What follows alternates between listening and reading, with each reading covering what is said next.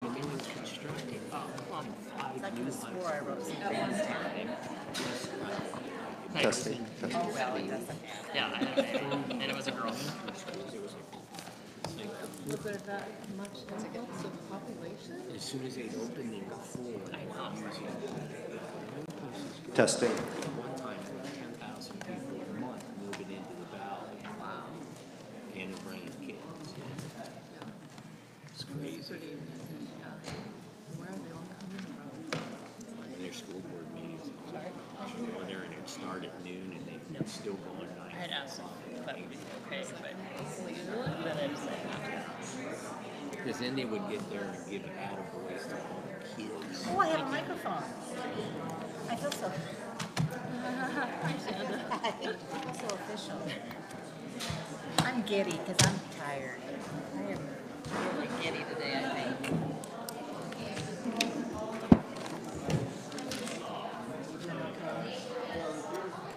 Are these going to be on all the time? Not just for the person speaking? So when I say something insulting about the other person, they're going to hear it? Dang it. Okay. Well, that's just not right.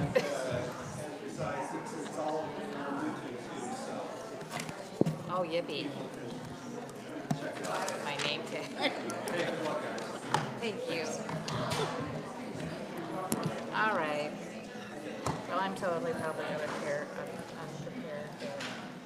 Thank you all for coming to the second installment of the Sudden Valley Candidate Forum. And Sudden Valley's board director candidates are Act 1 of this afternoon's event. Act 2 is going to be our two candidates running for our state legislative district, legislative district number 40. Michael Petrish and Debra Lekanoff will be here as soon as these candidates wrap up off the stage. A couple of housekeeping items. In the event of an emergency exits are that door. This door will get you out, and of course the door you entered. Restrooms, there's one in the back of the room, and downstairs, immediately at the bottom, are much larger restrooms. We are going to try to wrap up this portion in about an hour and a half or so, and kick off the legislative candidates. And in about an hour, there will be a brief 5-minute break. Handouts are available on the tables over to the side. And I'd like to recognize any of the nomination and election committee candidates that might be here. I see Hannah back in the back. She is running for nomination committee. Anyone else here? I know that Ann Gray and Sharon Washington are both on vacation, so they can't be here. Architectural Control Committee candidates, are any of them here? Okay. And I'd also like to welcome our board candidates, Whitney Pierce down at the end, Sam Shahan, Shanda Owen, Paula Birchler, Andrew Entricken, and Alma Decker. And I really want to thank you guys for being involved in the community in this way. It's the community doesn't function without this. Tonight's agenda, are you going to cover that, Tara? Okay. And both of these forums have been and are being put on YouTube. It's live streaming on YouTube right now, so it'll be available on the Sudden Valley YouTube channel immediately. I want to see it on national And TV. there should be a link at the Sudden Valley website that'll get you there. So, with that, I'd like to introduce Julie White, who is a member of the Communication Committee. By the way, my name is Eric Trower. I am the Communication Committee Chair and Vice President of Sudden Valley. And Tara DeBow is also on the Communication Committee. These two ladies have spent a lot of time designing this event and coming up with the method and the questions and the whole ball of wax, and so we'll see what they've got planned for us. So thank you guys, and thank you all.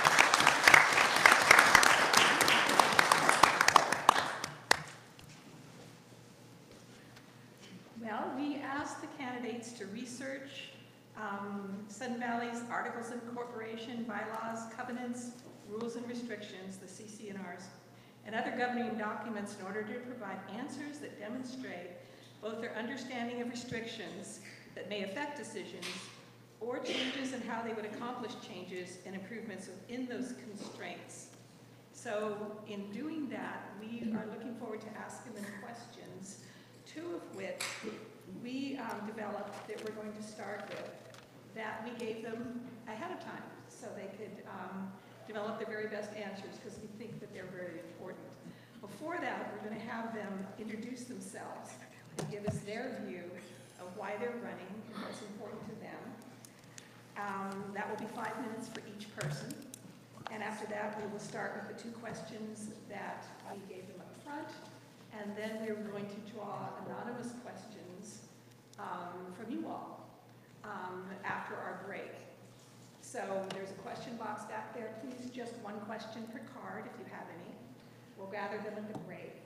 And then in between, we are going to have them answer questions that were turned in last week that we saved for this week. So we would like to start with the candidate self-introductions, 5 minutes each at the most, but you're welcome to be shorter if you want. We're going to go from here to there. So Alma, you're on deck. Is this thing on? Oh, okay. I just couldn't hear that the thing is on or not. Okay. My name is Alma Deckert. I'm running for the board. I've been living in Sudden Valley and loving Sudden Valley for, it's going to be 16 years in February. I've seen a lot of water go under the bridge in that time. There's been a lot of things done and not done and might have been done and should have been done. And basically, the reason I'm running for the board is that I'd like to be part of the solutions for the next period of time when all these things are being done. And right now, we are in a very important period, I think, because of this whole new law business that's coming in, and it's changing everything in Sudden Valley. I'm here to speak for the community, on behalf of the community, and should I get on the board, I'd like to be the voice of the community to the board. This is the reason why I've decided to do this. I believe that there's a lot of people out there who need to be heard and who have to be listened to, and I'm here to try and help them do that. Thank you.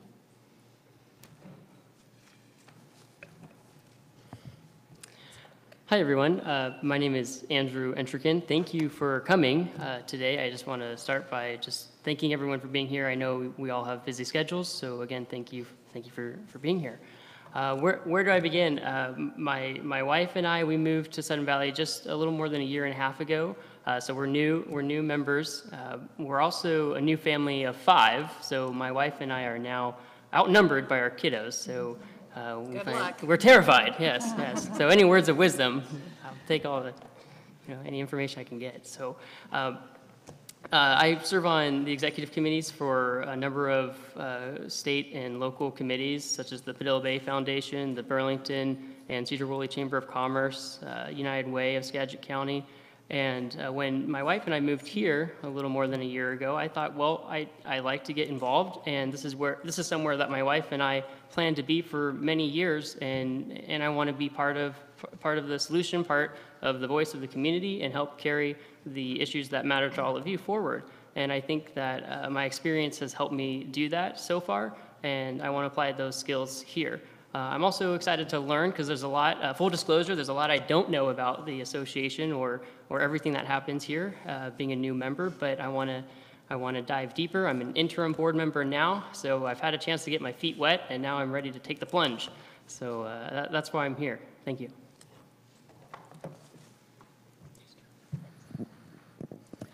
Hi, I'm Paula Birchler, and in running for the board, I made that decision just actually a couple of months ago. I moved here 3 years ago with my husband. He actually lived here in, can you hear me? Oh, okay. In middle school, and had kind of been talking about moving us back here for years. And we came up here one day, we visited, and I fell in love on the drive up through Alger, and just couldn't imagine a better place to bring our 4 kids and to raise our family. So we moved up, and I got involved first in this community on Facebook, and saw a lot of things, heard a lot of things that kind of concerned me, and volunteering and getting involved has always been important to me. So I decided, well, gosh, I'm hearing a lot of things that are concerning to me, and I need to get involved and find out a little bit more. My experience is in management, is in leading teams, and is in bringing people together in sales, in marketing, and in management. And so I thought, where could I best put my skill set to service? And so I joined the communications committee to utilize my experience in marketing and communications, and on the finance committee, using my experience with budgeting and leading teams and successfully developing and delivering budgets. And what I found out was that there was a heck of a lot I didn't know. The more I learned, the more I realized I didn't know. And that there's a lot of intricacies, there's a lot of complexity to this community, and in our laws and in our regulations and how we work, in our history.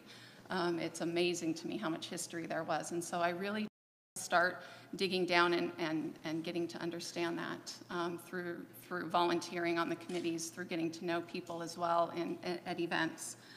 I've spent dozens and dozens of hours of my personal time digging in and researching those things because that's important to me. I think you have to understand before you can figure out what you want to change. Early on in my career, I found my ego gets in the way a lot of times. I see something I don't like or I don't understand, and I think, I've got the answer to that, and I'm going to fix that, and this is how I'm going to do it because this could be done better. And sometimes I didn't understand what was actually driving those things, or the information that was really underlying, or the history and the complexities behind it. And so I developed a philosophy of trust, but verify. And so that's really the way that what I'm running on here in Sudden Valley as well is there's a lot of information. I think Facebook is a great springboard. Very, very seldom have I found it to be an accurate way to get information, but I found it to be a fantastic way to springboard for finding new information. And when I hear things from other people, whether it be from the board or from other places, to take that trust but verify attitude, and that's what I want to bring to the board. I want to bring experience. I want to bring a dedication to finding out what the issues are and to learning more about the issues, and that's really why I'm running this year, is to be a voice of reason and education as we come up on some really big changes with the new GM and the WUCO law, major projects in Area Z, and obviously a big conversation is the budget. So that's really why I'm running here, and I'm hoping that I can bring that to the table and serve our great community here. So thank you. Okay, my name is Shanda Owen, and mine is going to be, I actually thought I was just going to come out and just tell you everything I'm thinking. I actually decided to be on the board of directors originally because of the dog park. I've only been in this community 5 years, and when there was going to be changes, I went to a meeting and realized that there's a lot more politics in this community than I had expected. And then once I started getting on Facebook, I realized that we are a very split community. And the other thing I noticed is that I actually love this community, every single aspect of it. And I think one of the biggest things, and anybody's going to talk about, is the golf course is one of the big, huge issues. I love the golf course. I would not want to see our golf course go away. I mean, people buy a home on a golf course. I would not want to lose that for somebody. That's equity in their home. That's serving that part of the community. But it's also serving another part of the community when we find ourselves having to subsidize. And I actually believe that all the fee-based areas that we have should not be subsidized by the community. Our marina brings in $100,000 or more a year. In 5 years, I have not seen $500,000 going into that marina. Our golf course does not make a profit, and we subsidize it. Yes, it's a small profit, and yes, according to our bylaws, which somebody did bring to me, my attention, which I'm glad they did. If I'm wrong, I am the first to admit it, the first to check it out, first to say I'm wrong, and let's figure it out. But how far do we go? If it continues and it continues and it continues, how far do we go subsidizing something? So we need to think of a change. Is it leasing it? Is there some way that we can actually work it out so that this golf course is making a profit? So we're not losing money. I also have issues with the fact that we are a HOA community that is not a private community. We are public. Everybody outside can come use our facilities. Most HOAs are confined communities. So when I'm paying for something, I am paying for that. But when someone comes in and uses my dog park, or uses our trails, or uses anything else, they're not paying, they're using it, and they pay nothing for it. I have a firm belief in actually coming up with some sort of fee solution, whether it's a sticker. Everybody in this community has a sticker on their card, and when they're parked at a park, or at the dog park, or anywhere else, we know they're a Sudden Valley member. Day use fees, they do it at marinas, they do it all over, they do it at state parks, because state parks cannot afford it. Why not? Give security something to do. They can go around and they can start ticketing people. I mean, because I really think security also is another big issue.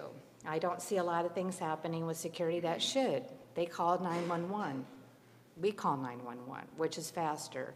I know it's great that they can go around the community and check on it, but do you also know that if you want extra special attention to your home if you're on vacation, it's a paid fee. You have to pay for it. So it's not included in your dues. Also, another thing is I believe that some of the bylaws that are brought to my attention, times have changed. You know that we always talk about, well, we can't do this because of the bylaws, we can't do this because of the rules and regulations, but until every single one is followed in this community, I have a hard time with it. When I see someone has an RV in their lot and it's been there for 4 or 5 months, why is that there? Or a boat, or a propane tank. Propane tanks are supposed to be something that we don't see by the road. Some of them, not only do I see them, they're on the road. So, I mean, these are a lot of things, and so I actually didn't realize how many things that when I started going on the board of directors and listening to the community talk, and when I hear people say that I may lose my home or I may have to move because we're increasing our dues 47%, that bothers me, and it bothers me for the whole community. And it also bothers me when 59% of our dues is going to wages and salaries in this community. 59%, that's outrageous to me. I mean, there's no community that pays 59%. So that means 41% of all of our dues is going only to our community. That's a lot. That's 59% this year. It's 52% in 2018, 59% in 2019. That's an awful lot.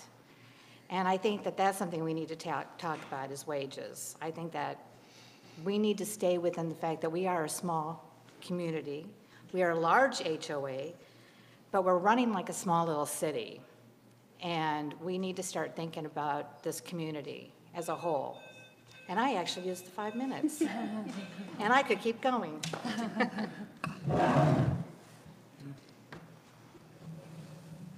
All right, I'm up. My name's Samuel Shahan.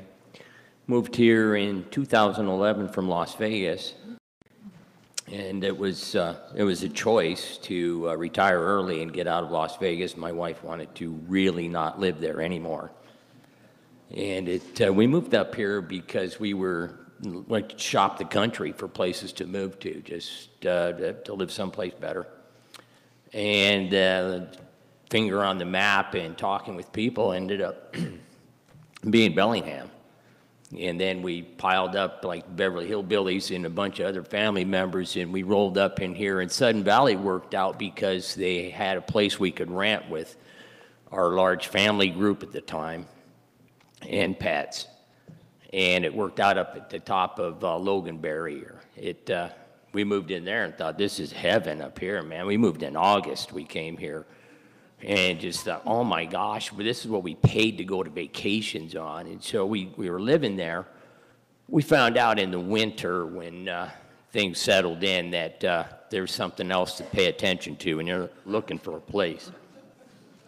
In the meantime, though, all the streets out here, when we got down out of the mountain up there, that was a bit much for us. Now we're down at Gate 9. And what a difference. And the streets and the roads, oh my gosh, the bridges. This neighborhood is to die for.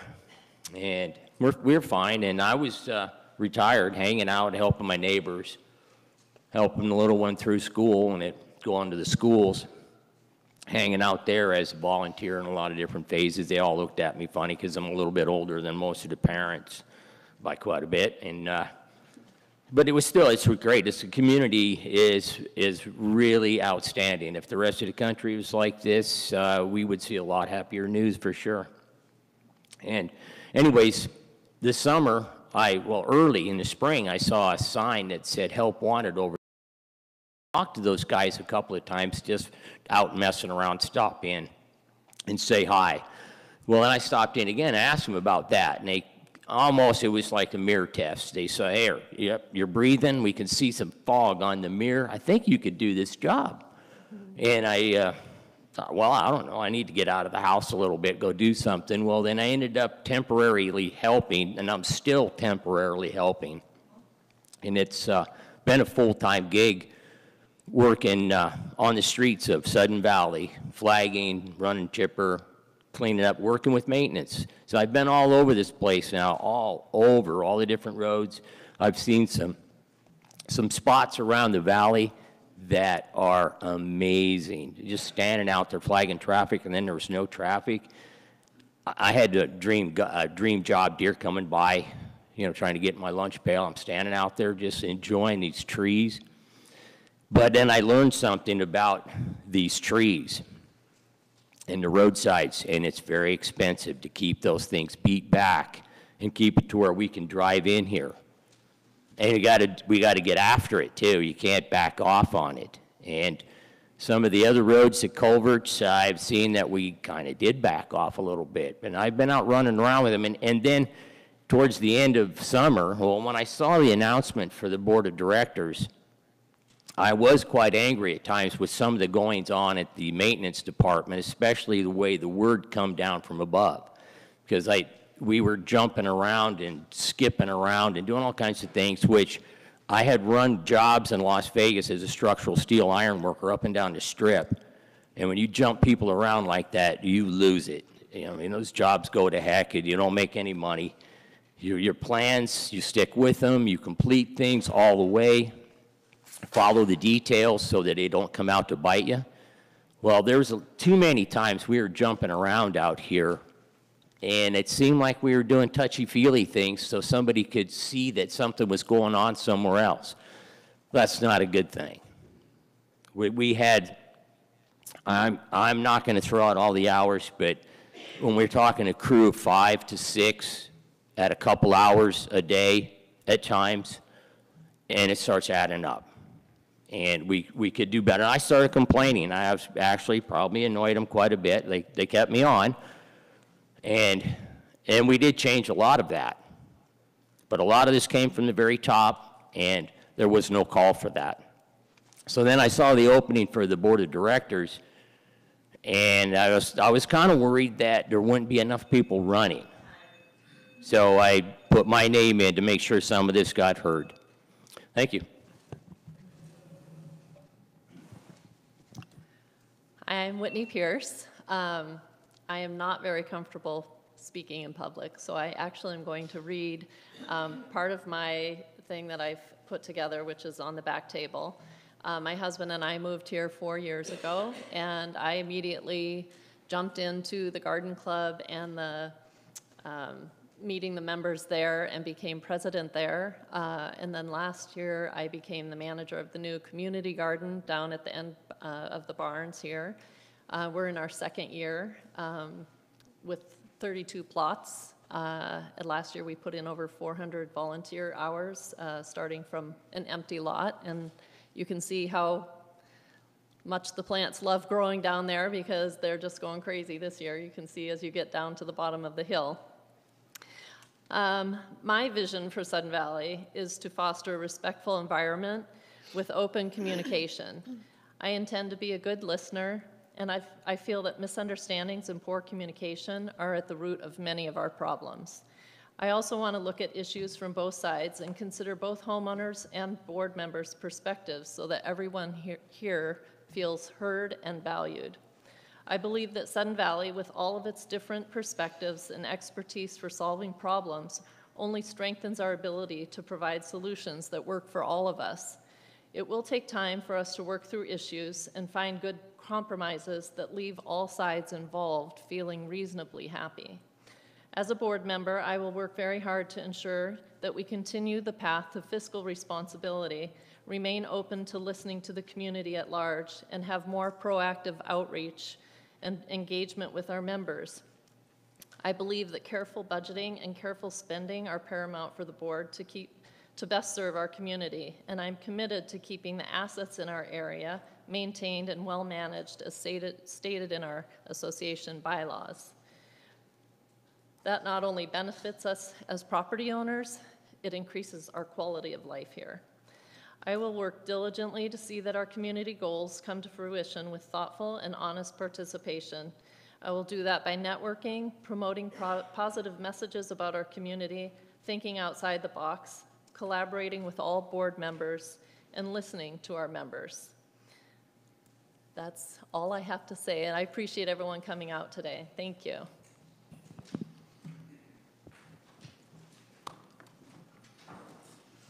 Thank you all. These first two questions, yes.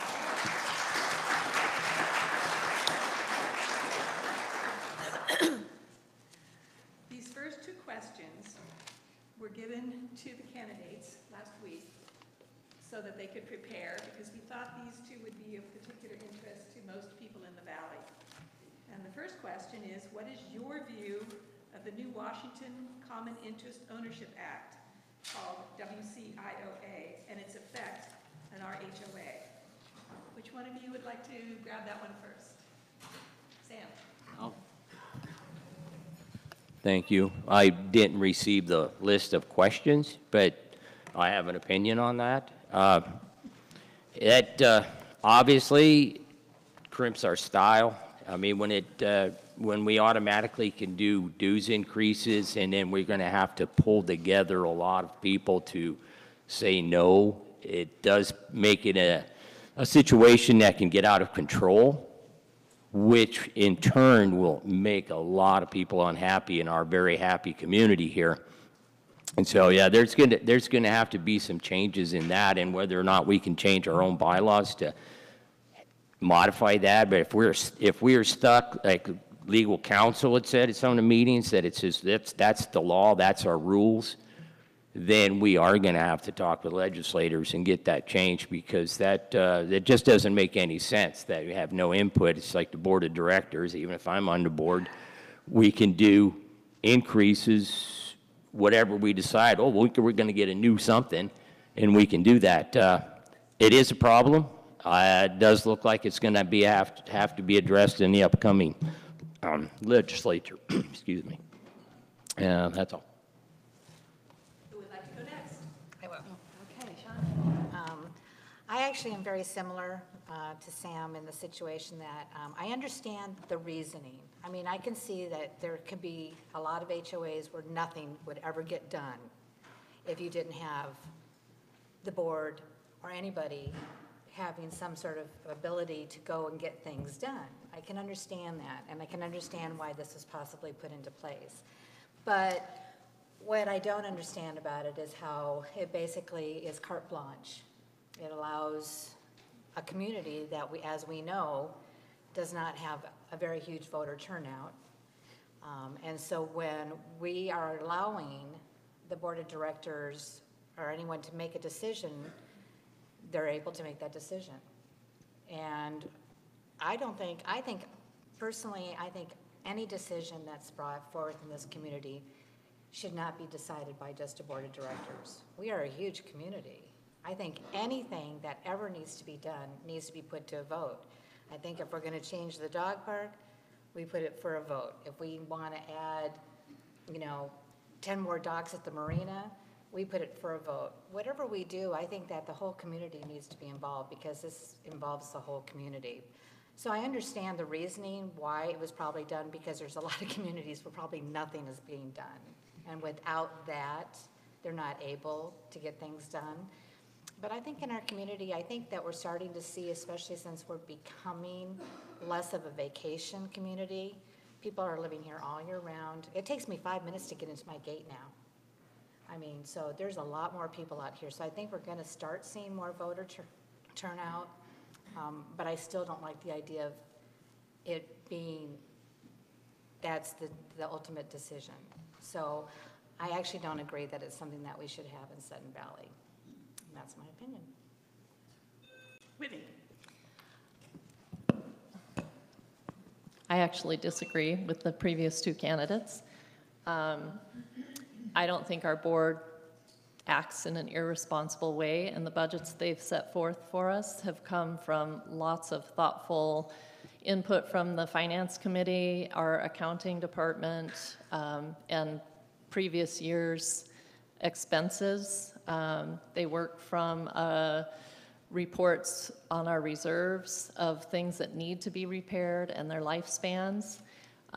These are things that they're not just trying to throw money at, they're things that need to be replaced or repaired, and they're doing that for us. It's our money. I don't think they're being irresponsible at all.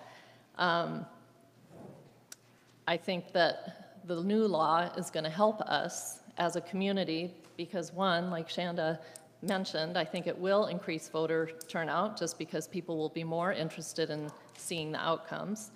And I think it's going to set us more, or help us set more realistic budgets in the future with reserve funding that meets, because now with the new law, there actually are requirements for the reserve funding that HOAs need to meet. So it will help us not only set realistic budgets for our expenses, it's going to help us set realistic savings for our reserves in order for us to have a sustainable future in Sudden Valley, which we do not have right now.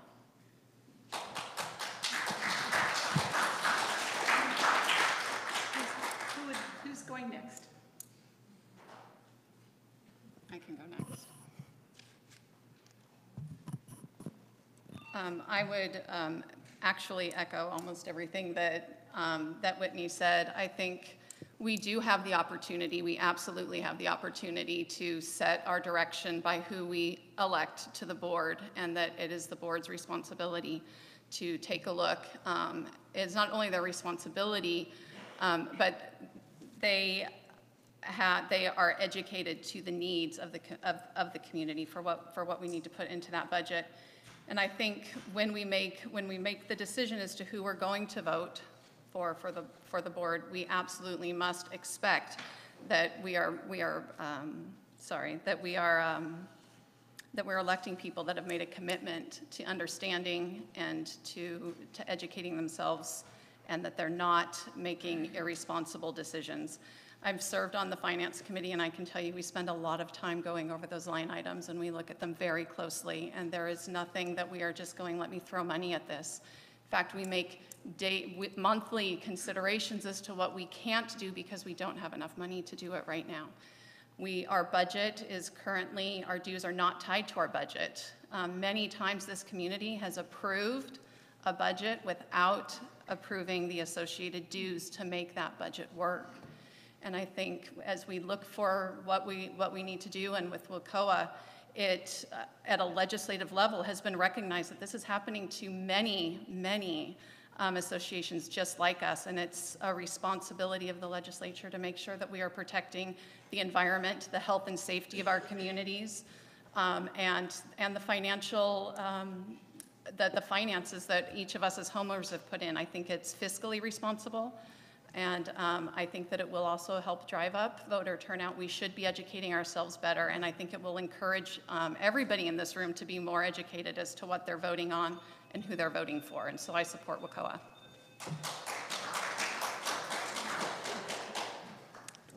Oh, great. I'll go next. Well, I too support the law. You know, I'm not a lawyer, so take any of my interpretation of any law with a grain of salt.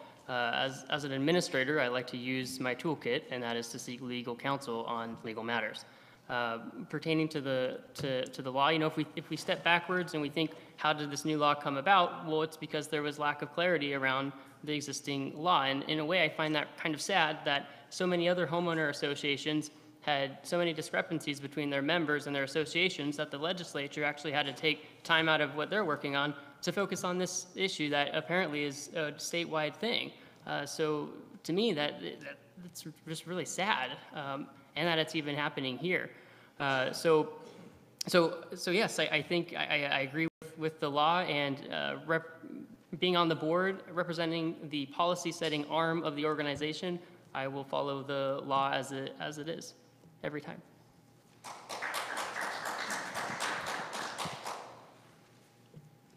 Okay. Okay, I wanted to go last because I wanted to disagree with the three candidates that came before me, because I was actually in touch with some of our legislators concerning the new law and asking questions about it with several of them. And the words of unintended consequences, which is a legal term, came out quite a bit. This is a wonderful law when it comes to associations with a condo building of 100 and come together and to vote. That is factually impossible to accomplish in a situation like Sudden Valley. We have more than 3,000 people here, more than 3,000 members here. Only twice in the history that I know of have we had more than half of that membership come to vote. And those were in really dire circumstances. Just as a comparison, state elections turnouts were 45, 36%. We're expecting Sudden Valley to vote 100% on something. That's never going to happen. That means that we are giving up our voices as members of Sudden Valley, as community members, to a board, to any board, not this board, not any particular board, but to a board which can suddenly decide that they need $30 million and you guys are going to have to pay for it. And you have no way of saying no to it, because if you don't come out and vote no, everything passes instantly.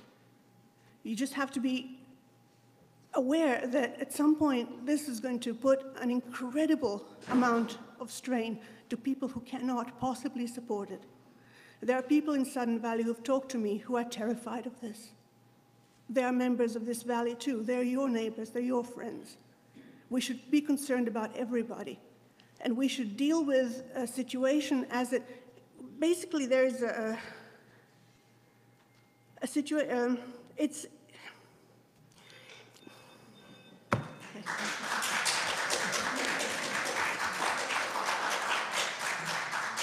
Thank you all. The second question is this: what is your view of the budget as proposed on the current ballot?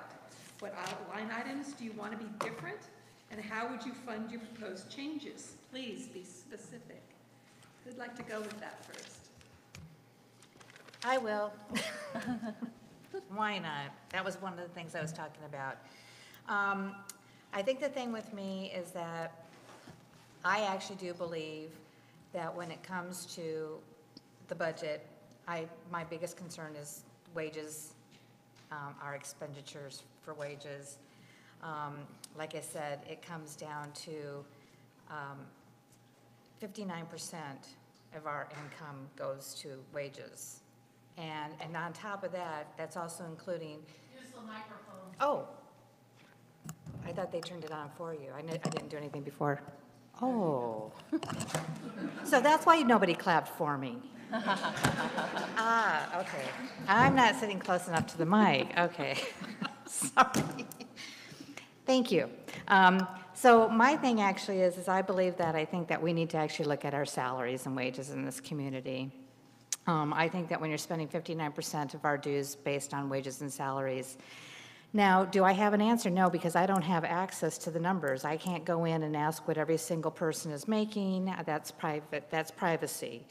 But I do think that's something that we need to look at. I also believe that our dues should pay for those areas. I believe that, again, if the marina is taking in $111,000 a year in dues, because that's outsiders paying that money as well, because they're paying to moor their boats, that should go to our marina area. If you are paying for Area Z, what is it, $11,000, that money should go into Area Z. I think the rest of our dues should go into the areas that are non-fee areas. I mean, those are areas that people are paying for to use, and since they're paying for to use it, I think that that's where the fees should go. Like again, I said, that's one of my biggest concerns when I go through the line items. I mean, I understand. I guess one of my biggest issues is that I've been living here for 5 years, and when I look at, oh, that was quick. Okay, never mind.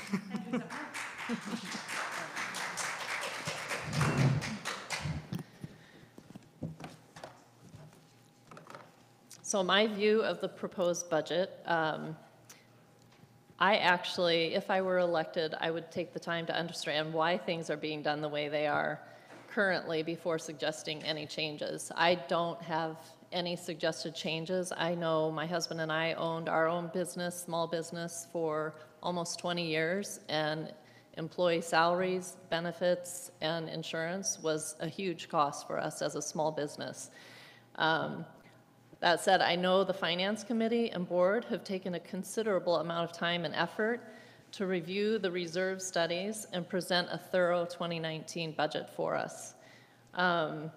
The proposed budget has dues at a level that will finally begin to support our community more effectively, repairing many years of delayed maintenance and building our own reserves. I've met with many of the departments, board members, and homeowners and asked questions about our financial health and the need to increase our dues, and learn from them why the costs are increasing for us across the board. I agree that an increase in dues is long overdue and will help us steer us in future financial health. However, I do see some potential areas that could be for reducing costs without compromising any services, and one is the monthly newsletter. Right now, we mail it out to everyone. I'd like to look at maybe having that available online. Like Shanda said, the times have changed. You know, our bylaws and things were written 30 or 40 years ago. They didn't even have computers back then. So there's a lot of electronic things that could help us become not only a more green community, just would help us save some money as well. Along the same lines, our current annual payment coupons and envelopes. I know I pay with an auto pay, but every year I still get a payment booklet and an envelope that I put in the recycle bin. So, Thank you.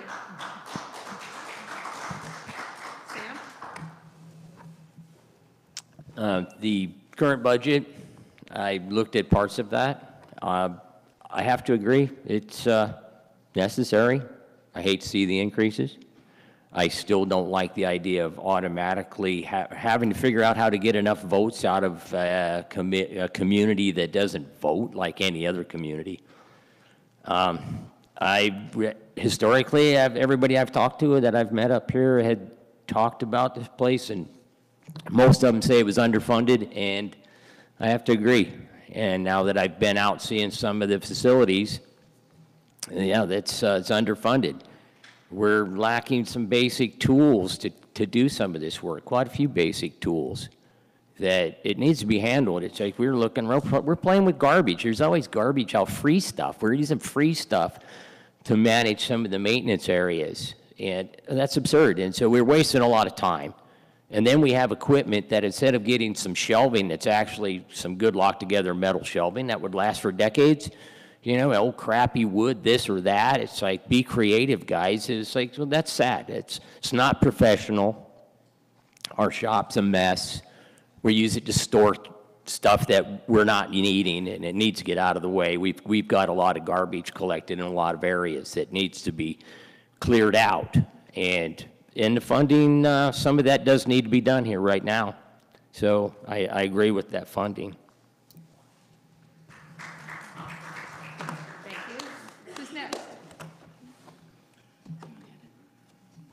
Sure. Well, any successful organization puts their customers first, or in this case, our members first. And I think we haven't done that. So when I look at the budget, I immediately think, are we putting our customers first?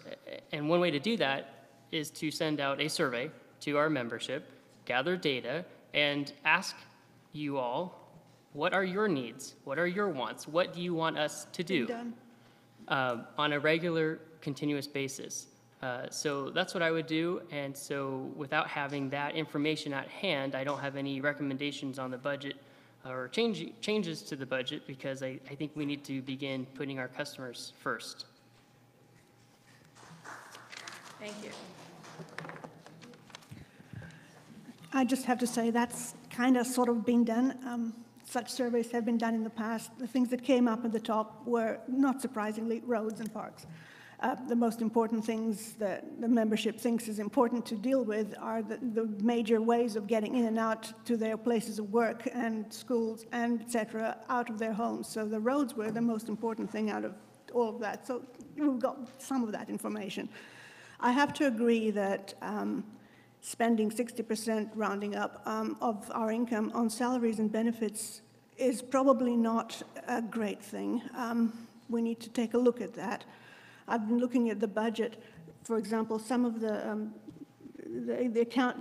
administration cost given from this last year budget to this year budget literally almost doubles it, well, not $100,000 more. And I suspect that is because the new general manager salary is supposed to be at around about $200,000, which is kind of high, given that there are ways to find out what commensurate positions are paid for elsewhere, and they're not paid that much. So we could probably get somebody for a bit less money than that. What I see in the budget are things that I can't explain, like a line that says other expenses, for example, that gives you $1,500 for 2018 projected income, and the 2019 budget income and expense detail gives you that number at $7,900, and there's no real explanation as to what other items they are and why did it suddenly multiply that hard. This is just a small number, but there are other things in the budget that have equal questions against them. Again, I'm on the outside. I can't do this from the outside. You can't really ask this question until and unless somebody's on the board, has access to all the numbers, and then can tell you what and how they would deal with it. Thank you.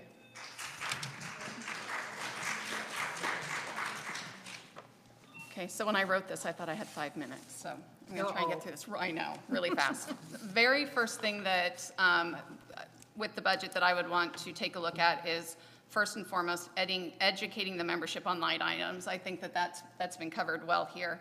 I've found that when I've had questions every time I've gone, I've been able to get the answers and have those answered, and it's made sense, but it certainly feels better when you know up front what those are, and I think that we could do a much better job educating proactively rather than reactively on what line items are for.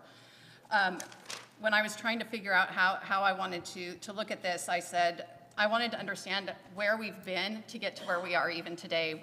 Where is our budget and how have we gotten there? And I want to share something that I found really enlightening super fast. I went to administration and I asked, where were we 4 years ago when we went from a management company to managing our association ourselves again? And I found out that we were in a world of hurt. We were mismanaged into the ground with a management company. We were told that we had about $500,000 of operating cash when we had about $127,000. So immediately we started looking at, are we going to have to lay people off, payroll issues, how are we going to do things? Fast forward to today, and we currently have $464,000 in that. We have increased our operating cash, what it takes to operate on a day-to-day basis, by 363%. That's really good news, you guys. And I think that when I look at our budget and I look at how we've managed ourselves and how we've changed things, that tells us that we have really good management currently in our budgeting systems, and we have responsible people taking care of that. I'd like to see that move forward. I'd like to see us take those changes. Right now, we're where we should have been 4 years ago. So how do we take where we are and move that into a budget to do the things we need to do? The very first thing I would want to do is take care of our forests. I think we need to put money and some of that capital into clearing out our forests and mitigating our fire risk. And that's how I would do that. I wouldn't just want to do that, but I would do that with our operations. Thank you, Bob. Thank you all. I told you, I couldn't get it down to 2 minutes. We have about 10 minutes till our break, and we have 7 questions that we were given during our last forum a couple of weeks ago that we want to honor those questions that appeared in our question box. So we're just going to randomly throw them out. We're going to just start at that end this time with Whitney. And what we're going to do is each person will answer one. These haven't been given to them before. And then let's try to let other people have a chance to add too, if you want, but please let's try to be brief, because we have no idea how many more questions we'll be getting today, and we want to honor all of them if we can. So let's try to start and see how it goes. First one for Whitney. Do you think it's possible to find compromise in the community? How would you balance the opposing viewpoints of the community? For example, dissolve the HOA with funding all the current amenities to provide a resort-like atmosphere. Well, one of the words that I'm running on is collaboration. As a small business owner for almost 20 years, I had to do a lot of collaborating, and I am a graphic designer, so I've worked with thousands of clients over the years, collaborating on an end result that works for everyone. I think being more proactive with the community will help alleviate some of the sides, the divisiveness. I am not sure exactly how to do that. I think actions speak louder than words, and I would just anticipate that if I'm elected, I would be in office and showing the people, showing members that I'm willing to listen to them and bring my voice for them to the board to make decisions that can make everyone reasonably happy. Would anybody else like to jump in there? Read the question again. Alma. Can I just say one way to address this is essentially discard the extremes? I mean, basically nobody in this room wants this place to be a slum. I think that's a given. But I also think that there are enough people here who are not quite at the resort level not to want this to be a place that is centered around a marina and a golf course. We live here. This is our home. And we need to make sure that a lot of us who are in the middle get our voices heard on this. The extremes are not the things to be listened to out here. In the interest of time, for this point, can we hold our applause? Oh, But thank you. Of course, right before I talk. Because I was going to get a standing ovation. But anyway, no, the thing with me is that, oh gosh, sorry about that. I think the thing with me is actually when I was printing my bio, I wrote the word resort as one of the reasons why we moved here, and I heard that resort is actually kind of a dirty word. To me, resort meant amenities. It didn't mean, you know, you had a lot of money and all this other stuff. To me, it just meant I had the pool, I had the lake, I had the dog park, I had all these things. I think the thing that we're seeing is that we're seeing that, again, like I said originally, it's a community that's divided. We have people that really do feel like they're not getting benefit of the amenities in their particular areas. So I think what we really need to do is, I think in order to build the trust, and actually, if we want to move this budget forward, we need to actually do something with it. We need to see that budget actually put to use. And I think that's the only way this community is going to build trust throughout the whole community. And that means every single gate, every single person benefits from every amenity that's in this community. My house values, even though I don't live on the golf course, still have value because there's a golf course in my community. I love all those things. I think the thing is that we need to take into consideration this whole entire community. And I think what we have to do is that we have to, in order to bring it back to the way it is we have to listen to every single person. Sam had mentioned it last time, actually, the last meeting, actually, about how having some sort of communication so that we have members who have concerns that they're addressed, and they're addressed immediately. And so that we aren't, so they don't feel like they're not being heard. And that's where we're going to have the divisiveness in this community, is that if their voices aren't being heard. So I think what we need to do is we have to set up some sort of communication so that everybody has a voice. And whether it's a Facebook page, there you go.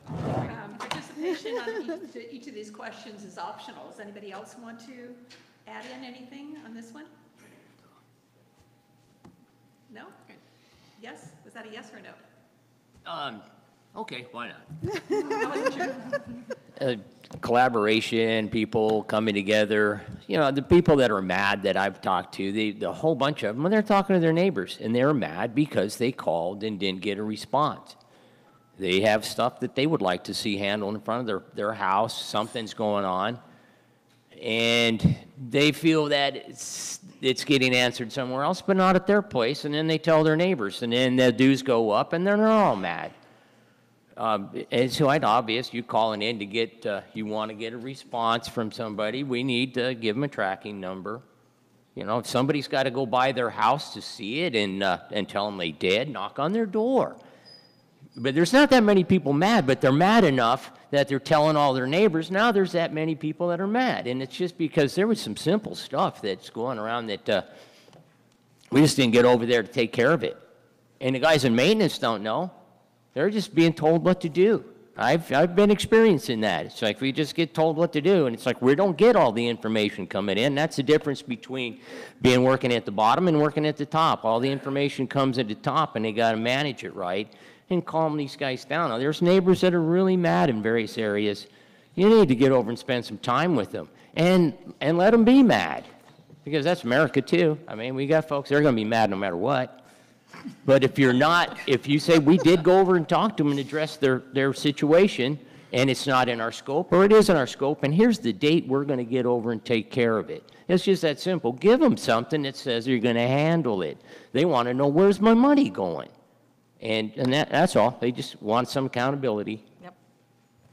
I agree. Anyone else, or shall we go on to the next question?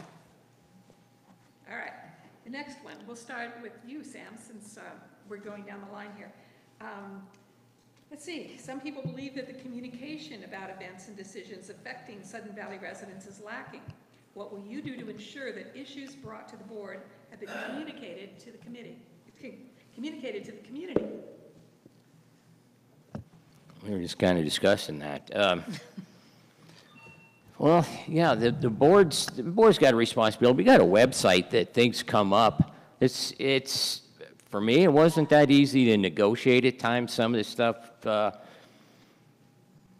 it doesn't go to where you want it to go to. You know, in the board, it's like I've been to the board meetings and I got really bored. It was hard. But these guys want to, you know, people want to hear something about their story. And whoever sends it in, it's like, well, we're online. And if a homeowner brings, this is for homeowner XYZ, we're working on this problem. They can see that online. Their neighbors say, hey, I saw your name online, you know, or in the website or wherever. It's like throw a few names out there and then call these people. Everybody's got a phone number. You know, we're relying now on the text. There's a lot of people like me. I would rather hear from you than some quick thing that it's just digital.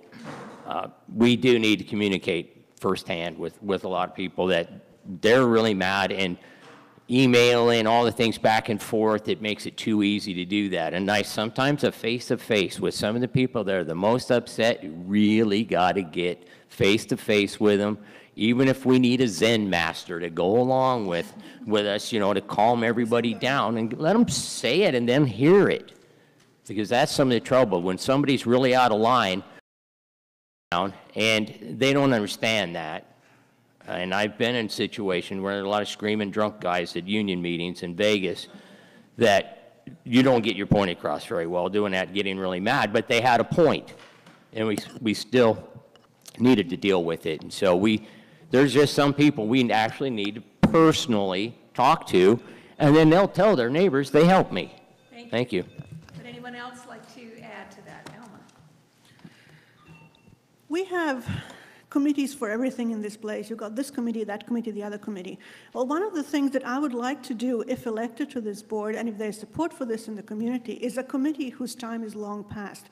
And that is a gates-based committee with a representative from every gate, which meets maybe once a month. It doesn't have to be onerous.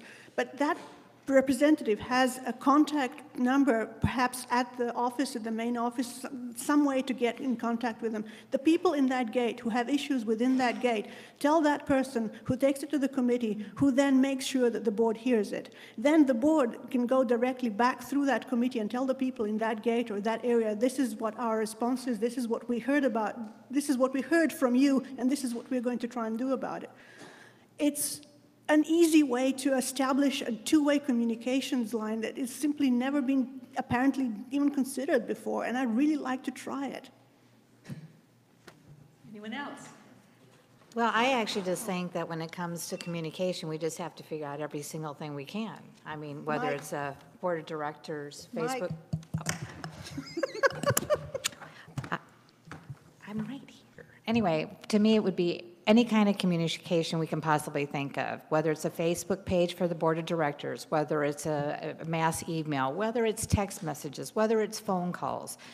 We have to figure out, because some people don't do text, some people don't do emails, some people don't do Facebook. I mean, so how can we guarantee every single person in this community is going to get the information? And the only way we're going to do that is we're going to have to talk. I think that's kind of a good idea, having representatives from the gates and stuff like that.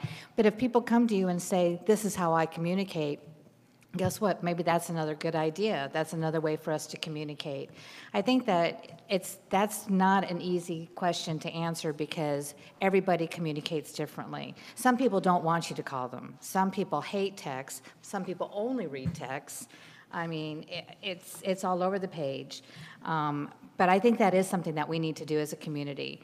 And I think, honestly, the first thing we need to do is we have to have something from the board directly, something that they are talking to the community personally and hearing from the community personally, not just in a YouTube video so we can see what was said, but we can actually communicate with them and have some sort of liaison so that that person can talk to the community.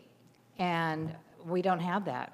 We don't have something. We have a lot of other Facebook pages in Sudden Valley, but we certainly don't have that one. And that seems to be the one that I think we need the most, because that seems to be one of our biggest issue is how things are run. And so I think if we have a board of directors Facebook page, they can also figure out other ways of communication. But I think that's something that we need to look at. And I don't have an answer to the exact same way, but I think that it's every kind of communication we can think of. Thank you. Anyone else? Whitney. I just wanted to say, Alma, that's a great idea.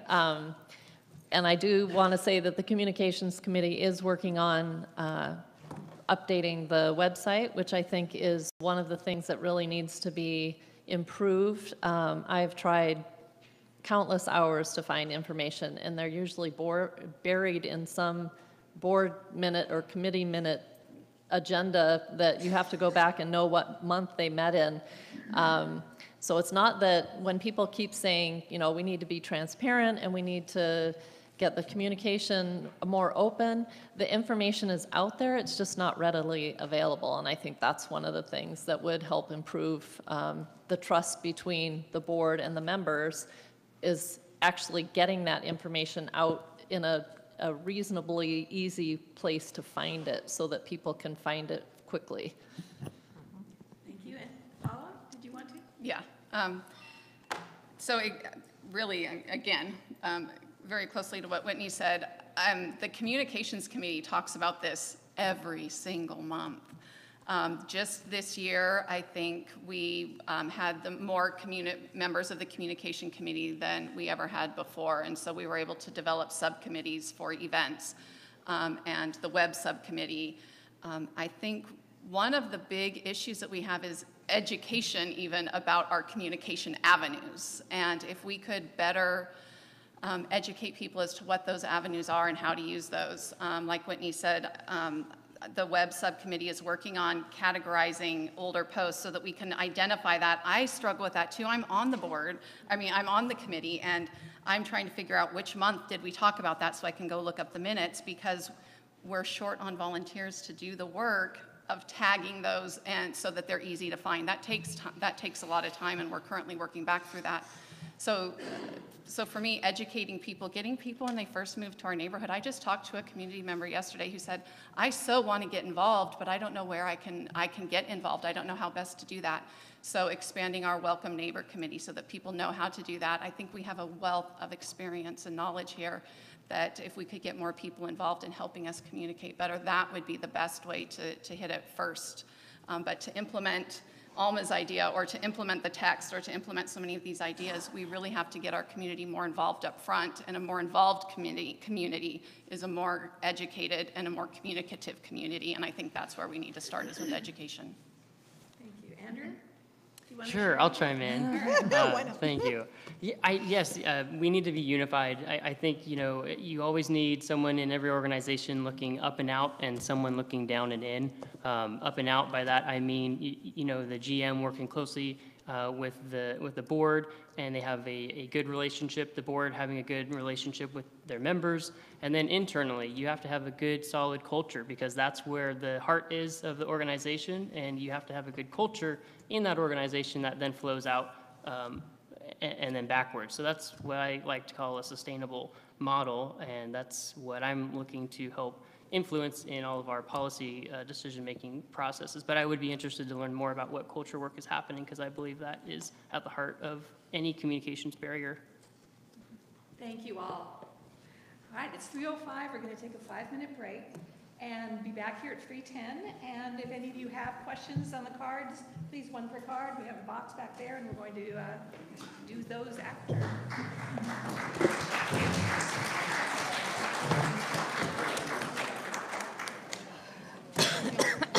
What to do? I think we all did great. I think everyone did great. Fabulous. I'm going to take that. What's that?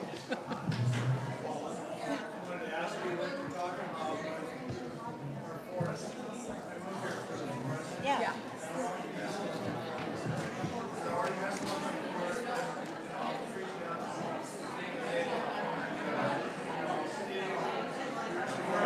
Down here, it's like,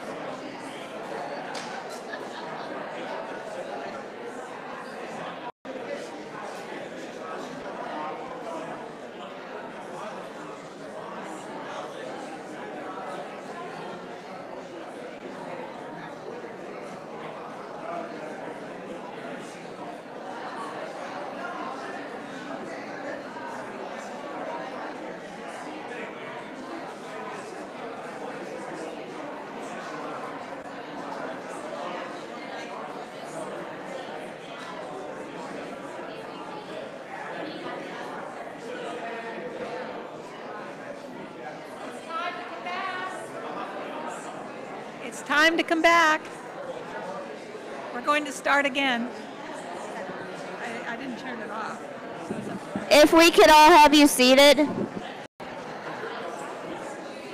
they turn it off up there?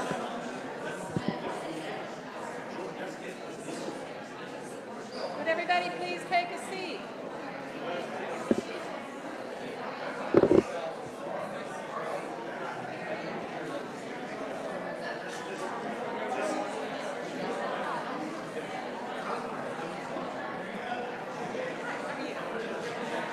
Can you help get everybody to sit down?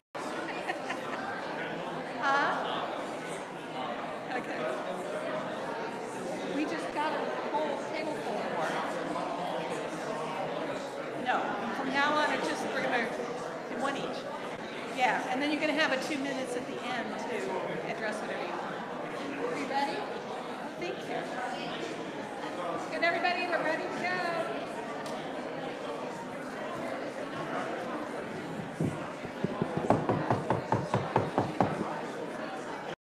Your attention, please. We are going to get going again here with our board, and Starting to get we hungry. have our two legislative district candidates who are also here in the crowd. And so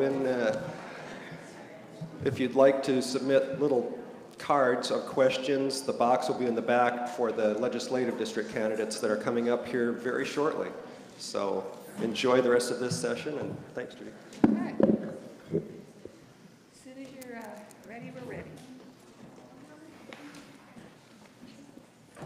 All right, we've got a lot of questions in the box. We're delighted, and so what we're going to do is just go down the row randomly, and we're going to try to get as many in as possible, but we're not going to have anybody chime in. But you'll each have 2 minutes at the very end to wrap up with whatever you want that you really wanted to say that one of these questions might trigger. So we'll just start with, let's see, we are at Shonda, are we? Okay, No, got it wrong. here we go. Serving on the board is a big time commitment and a responsibility. What issue or concern has led you to run, and what experience and or skills do you bring for dealing with this concern? With time and commitment? Well, I have to ask for the days off, so the time and commitment's not really a big issue. You know, I work basically 50 to 60 hours a week, and it's a commitment. I mean, I wouldn't do it unless I thought that I could do it. The experience I bring into it, basically, for me, oh, and I hate that word, basically, sorry, is that I've been in management my whole career. Someone mentioned earlier on Facebook that just because you're in management doesn't necessarily mean that you understand what's happening from the bottom up. And that's not true. If you're a good manager, you actually work with your whole team. And I think the thing with me is that I have always worked within means. I have been able to make sure that when I'm given a budget, I stay within that budget. And I think one of the things that I find the reason why is that I'm passionate and I'm honest. I actually have met everybody on here, not really personally outside of here. I actually really like everybody. I've liked all my neighbors. I've liked everything. But what I've done is I've seen things happening in the community that bother me. I see when they came through my place a couple years ago, patching roads, I still have circles around the patches they were supposed to fix. So I get concerned when they say they want to raise my dues, but then I'm also thinking, I haven't even seen where a lot of it has gone already. And so maybe that is where we talk about the transparency. What have I not seen? I'm all for it. I'm all for raising our dues if I can see the kind of community that I expect to see, but I'm not for it if it happens the same way it's happening, which means we're raising my dues, but I'm still not seeing something done. So what I bring to the table basically is I want to be transparent. I want to see the numbers. I want to see everything. I want to see that we need 16 people working in the administration office, if that's how many are working in there. Do we need everybody? How much are we paying a general manager? Do we need to pay that? How much are we paying for other things? Oh, okay, there we go. Thank you. Paula, list 3 positive things that the past board has accomplished which you would like to build on going forward.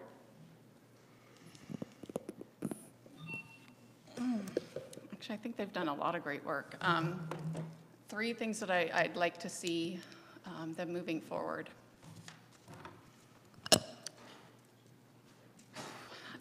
I think I've seen a marked increase in communication this year, and I'd like to be a huge part of moving that forward. I think a lot of that has been, again, the volunteers that have been able to move forward, but I think they have been very supportive of bringing that forward and making sure that we are increasing communication where we can.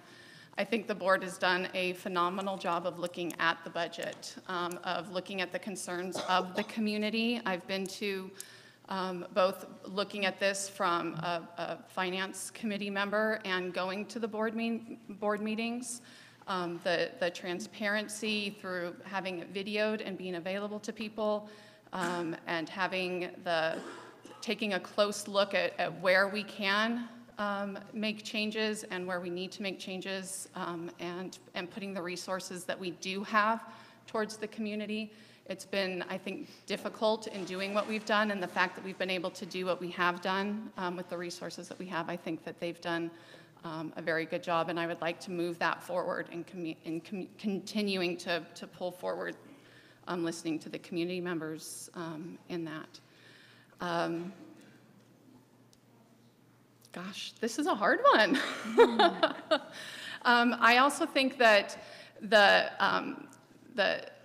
as a community member, I didn't start out on a committee, and yet whenever I would see our board members out in the community, I think they do a great job touching bases with us. I see some of our board members at nearly every single community event. It's very rare that I don't see them and that they're not coming up and asking people how they're doing, and I would like to continue to do that in the same way. Thank you.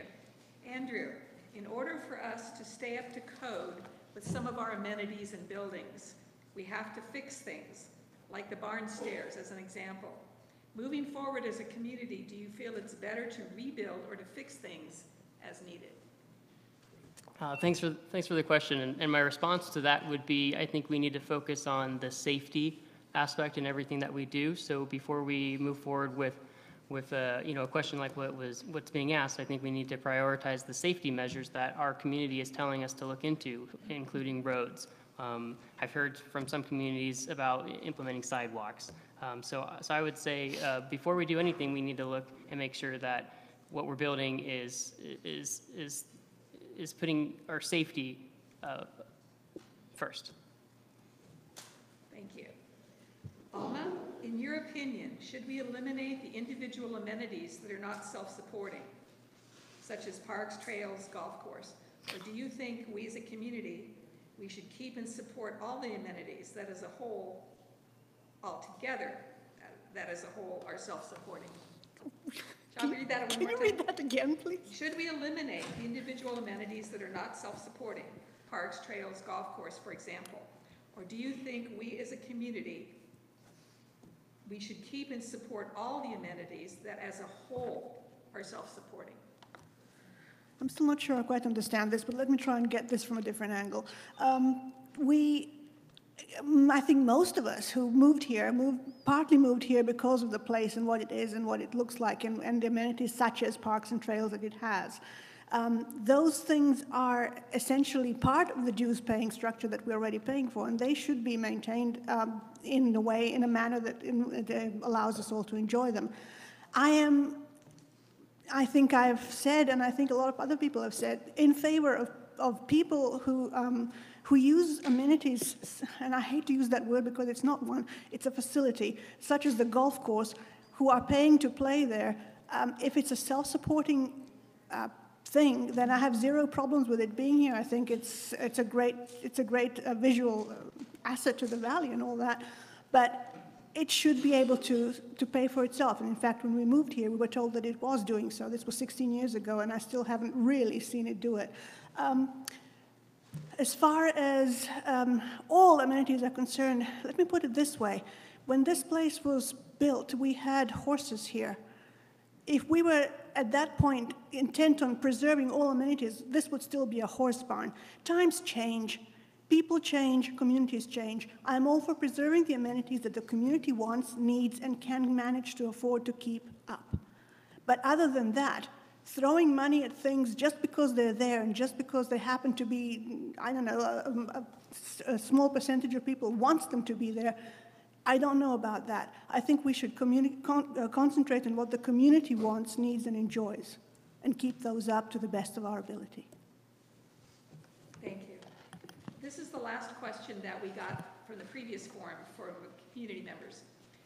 Okay, so back to Whitney.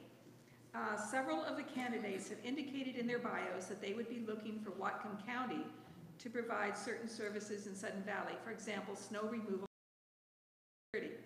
Have you actually researched the Whatcom County snow plan as it is currently published for all Whatcom County residents to read?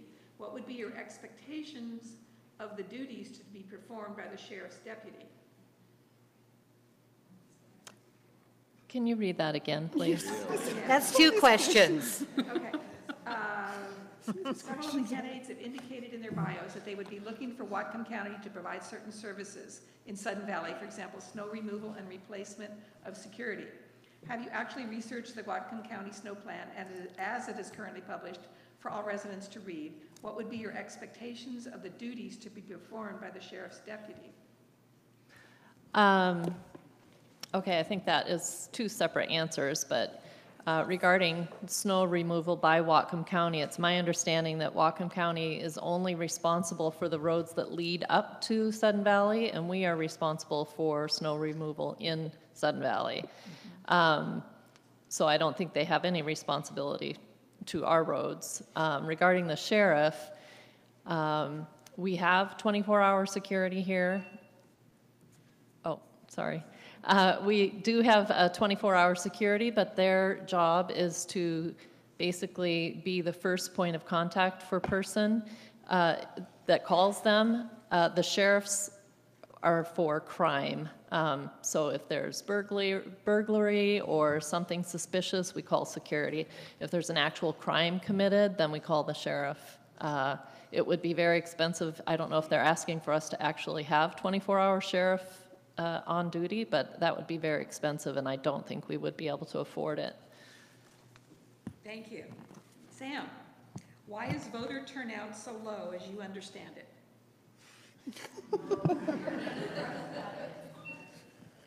Well, I guess we figure somebody else is going to take care of it. We trust each other quite a bit in our country, and we let a lot of things go.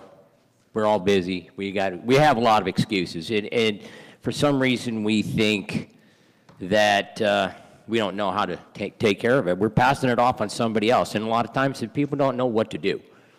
We try to make things easy. Doesn't work because you made it easy. The only thing that usually brings out voters is they get smashed by something.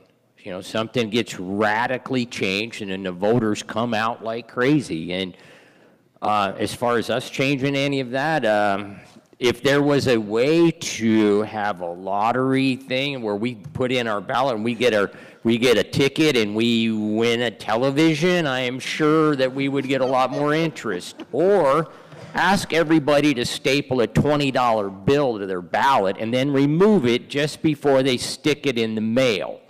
You know, just something that to get to everybody, because I know that thing gets thrown aside. There's a lot of people that are concerned. They mail them early. There's a lot of people that are waiting for the last moment. But as in talking to your neighbors, they're, well, you should vote. It's like, well, we don't even want to do that. We put pressure on our neighbors.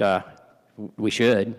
We should be engaged enough to say, look, I don't really want to know what you're wanting to vote for. Please vote. And that's, you know, everybody, you know, sign in your yard. Vote. Just vote, vote, vote. It's really tough because we have all this communication stuff going out and we're just flooded by it. It's like the 1,000 notes on your refrigerator. You don't do anything about them. You know, you're just buried in all this stuff. You know, simplifying it, having some benefit for that ballot that you fill out. We should have some sort of reminder on there. Thank you. Thank you. I like the lottery idea. Next, Shonda, what are you going to do about our roads? They are neglected and the trees are encroaching on my car and RV.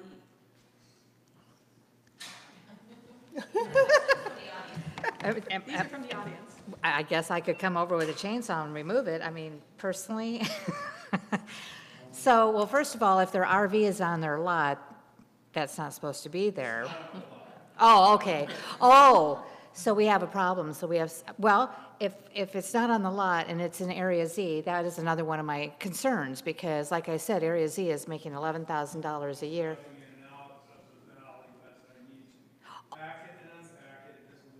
Okay. The roads in general? I mind my P's and Q's, the road people aren't minding theirs, clearing away. Oh, okay, so you're talking, okay, no, I got you, no.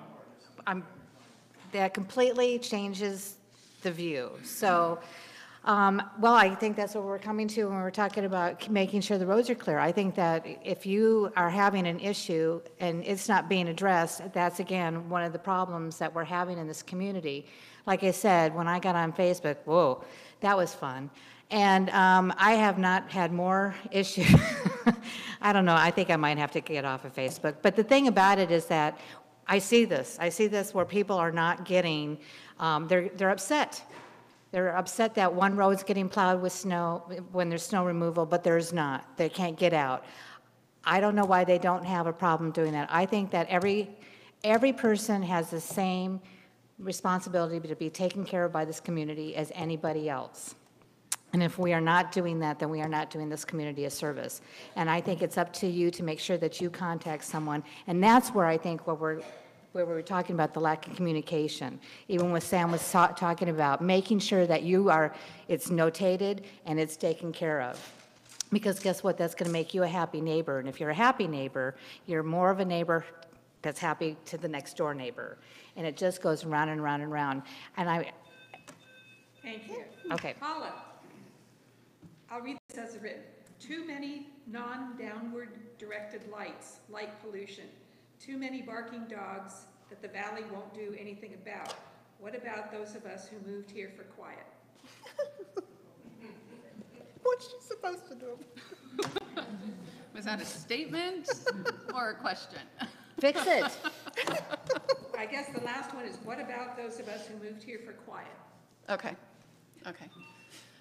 So the downward facing lights and dogs barking. There are, yeah, non-downward facing. Oh, Non-downward facing. I was going to say, because they're supposed to be downward. Okay, right, all right. So light pollution and net sound pollution is what we're talking about, basically. Go fix all the lights, do it now. Well, I think that that's fair. I think we have an expectation. We moved out here for the beauty and the nature and everything else, and I think that's fair to have an expectations around the quiet, and that's why we moved out here. We also do live in a community of, I think we're about 3,300 lots, so we do have neighbors, and I think it comes to being respectful and of our neighbors and of who we are and getting to know each other, and I think that's at the core of a lot of it. But I absolutely think if you're having a problem with the dogs, and I see it on Facebook a lot, I hear it. I've got a neighbor dog issue as well. Don't point at me. Oh, no, sorry, not you. I haven't. But I think that talking with our neighbors and communicating with our neighbors is number one, the most important, and then getting in touch, if we have a problem with that, getting in touch with the administration. I've always found them to be very responsive. I know that some problems go beyond that, but I think that we did move here for the quiet, and we have an absolute expectation to be able to take care of that first with our neighbors and then escalate that up to security or administration if we need to. Thank you. Andrew, do renters have a voice? My owner here is non-responsive. What can the board do to make renters feel they are part of the community? Renters absolutely have a voice. I think everyone living in Sudden Valley has a voice, and they should have equal opportunity to express their voice and their concerns. I think we can, just piggybacking off what I said earlier, I think we can do a better job asking the community what your needs are, and we need to gather that data and then act on that in a timely manner. So that's what I have to say about that. Okay, Alma, has there historically been a discussion to make Sudden Valley private? How realistic is that? There's been talk about a lot of things.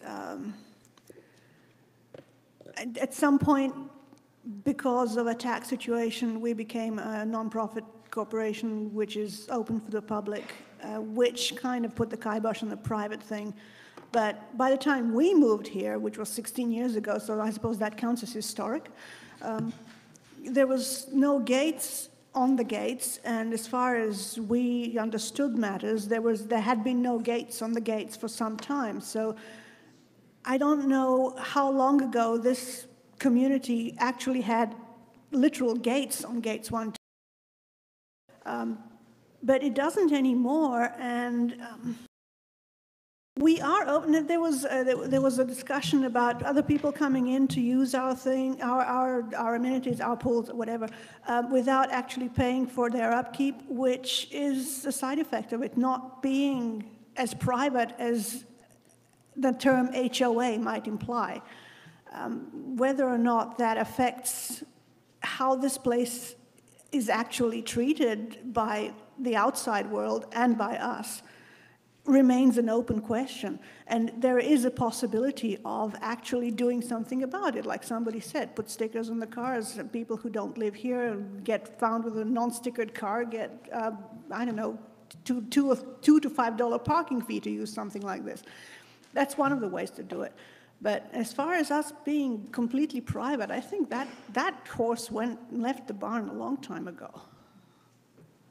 Thank you. Okay, in the interest of time, here's what we're going to do. We're going to go one more round of questions for each person, 1 minute response. Oh, Lord. And then after that, each of you have 2 minutes to wrap up and connect with whatever you think you want to add to what you've already said. So Whitney, this one's for you for 1 minute. Under the new HOA state law, would the board be willing to have an advisory vote by residents on the amount of dues increase? I don't know the answer to that one. I think at this point, the way the law is written is the budget will be approved unless 50% plus one of the votes reject it. So at this point, I don't know if there's time for us to have another vote for members to, what was their term? An advisory vote. An advisory vote. With the vote less than 3 weeks away, I just don't see that happening.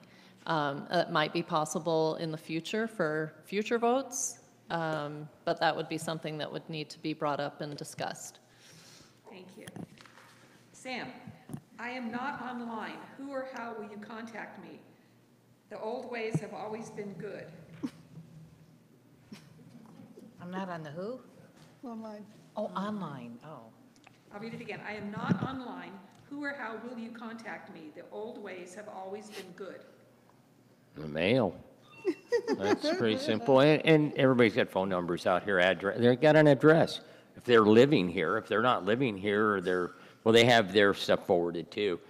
But yeah, that's just pretty straightforward. That's the mail. If they're not online, you're mailing things to them. And that's why we spend extra money mailing things out, because we're catching them all.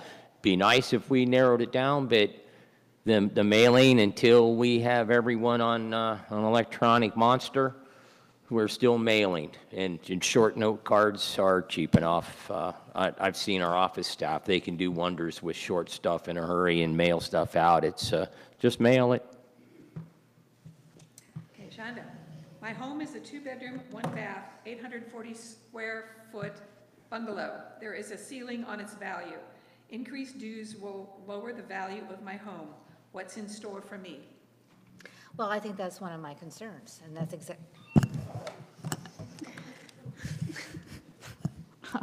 that is one of my concerns, and that's exactly what I said.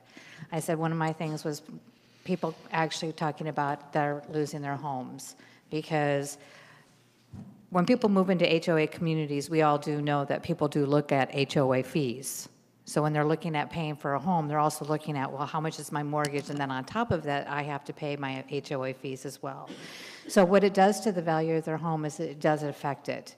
That is why one of my concerns is looking at this budget again. I am concerned. I am concerned for those people. I don't like the fact that we have people in this community who say, well, if people are going to be in need, then you know what, we need to maybe we'll have to help them. No, we help them by figuring out how not to raise these dues and figure it out. Or if we do need to raise these dues, we need to also have to figure that out. Someone mentioned about doing a tier program as far as value on the homes. I don't think that will work. Okay. Thank you. Paula, how many hours per week are you prepared to put into being on the board? Well, whatever's needed, I mean, I guess is what it comes down to. I'm already putting in hours on the Finance Committee and on the Communications Committee, on the Web Subcommittee. I've worked on the Event Subcommittee. So my dedication and passion for this community is already there. On top of that, I spend quite a few hours researching to understand whether it be WUCOA or our laws or reading historical items on the views, so that I can come to the table understanding what I'm doing. I'm already doing that, so I feel very prepared to spend as much time as needed in service to my community and continuing that. Okay, thank you. Andrew, we are supposed to be a wildlife-friendly community. What do you think? Gosh, I agree. I'll just use this time, since we moved here, my wife and I, it's fun because our kiddos, they look out the window and they'll see deer going through the yard. And actually, my wife said to my daughter just the other day, "Hey, look out the window. There's a deer." And she said, "No, Mommy, that's not a deer. That's a local." Thank you. Okay. This will be the last one then. Alma, do you believe that 91 to 93% dues, unpaid, underlined, is a real number, or just not facing the real world of a 47% increase in dues? I think I understand that. Gosh, you guys are extremely vivid in your questions. I honestly think that the more you increase the dues, the lower that number is going to get. They're dealing with a budget which is predicated on what, currently 96%, I believe. The predicated budget is a 91% collectible dues. But if you start increasing the dues much further than that, that is going to start spiraling downwards. And the more people can't pay, the more the dues need to be raised to cover the rest of it, and the more people can't pay, and the more dues need to be raised. And eventually you're going to end up by very few paying a lot for people who can't pay, who are going to be driven out or otherwise affected. I think the dues need to be set at a place where this community can handle bearing them. And then the percentage of collectible dues is going to take care of itself at that point. Thank you. All right, we have 2 minutes each for closing statements, and we started this way to start. We'll start with Whitney, back this way to end. I would just like to say, this is the first time that my husband and I have owned a house in an HOA. Part of the reason why an HOA is a great place to live is that we all, as members, share the costs of everything in the community as a whole. So not just one group is paying for it, it's all of us, it's all of our money, and we all want to handle it responsibly. If I'm elected, I just want to say that I will always be looking for ways to save money and improve the financial health of our community. And although I will be volunteering my time for the board, I will be working for the community and will give everyone's members, all the members' concerns due consideration and attention. And I appreciate everyone showing up today and appreciate your vote for me. Thank you.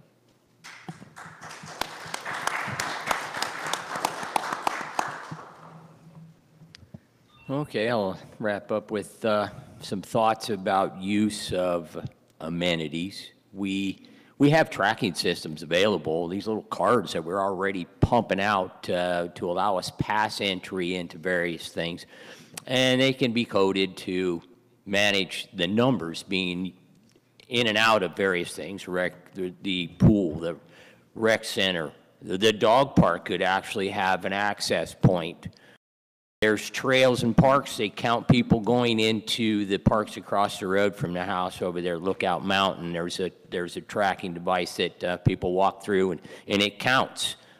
You know, and so we do need to check on the use of our amenities to see if what we're throwing into there to support them, if it's justified, if we're getting, you know, substantial use out of them by the members, then we should consider, you know, keeping them great, maybe even upping the ante on them a little bit.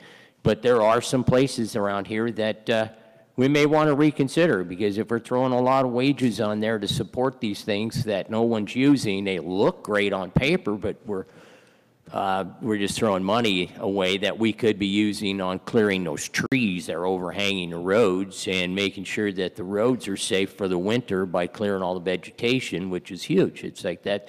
We got to get in and out of here, and icy snow time is critical too, and that helps that. So let's do a little more tracking on some of our amenities to make sure they're getting utilized, good bang for the buck.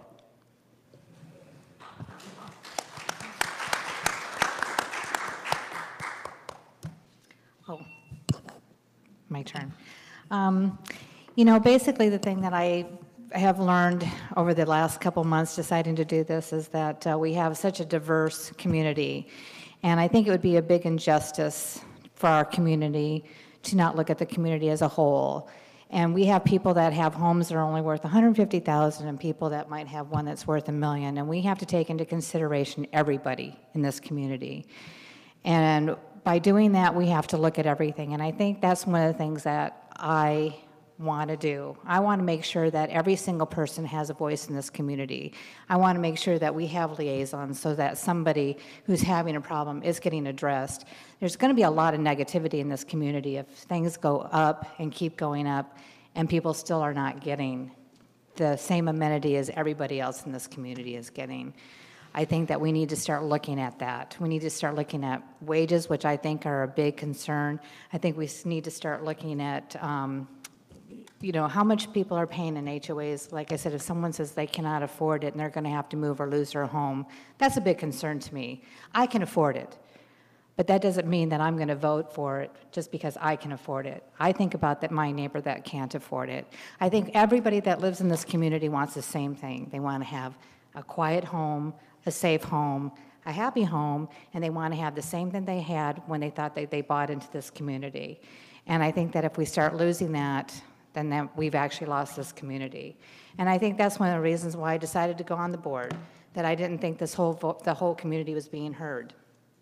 And as you can see, I have no problem talking and expressing the way I feel. I'm not up here, I don't want to be the homecoming queen. I could care less. I'm not up here to be popular. I want to make sure this whole community is taken care of. And if that means some things are going to have to change, they are. Thank you.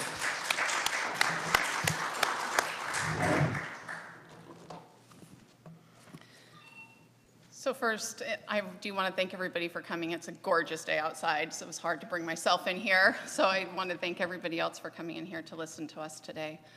I'm on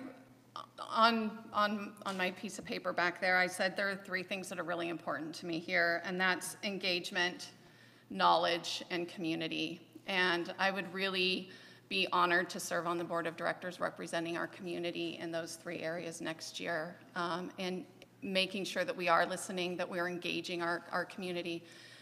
We have a fabulous group of people that live here, and when we come together, and I'd like everybody up here as well. When we promote opportunities for people to come together, we become a stronger community. To do that, we have to have infrastructure, and we have to take care of our infrastructure to bring places to come together. That's why we live in an HOA, and we all have responsibility for that and to bring everything together. I would love to not have to raise dues. I would. I'm actually a little ticked off at all the people that voted for so many years to not do it and got away with not having to do it, because now we have to do it. Because I care about the people 10 years from now so that they're not having to pick up the slack because I said no, I wouldn't do it. So I'm asking you for your trust and your vote for the board of directors next year.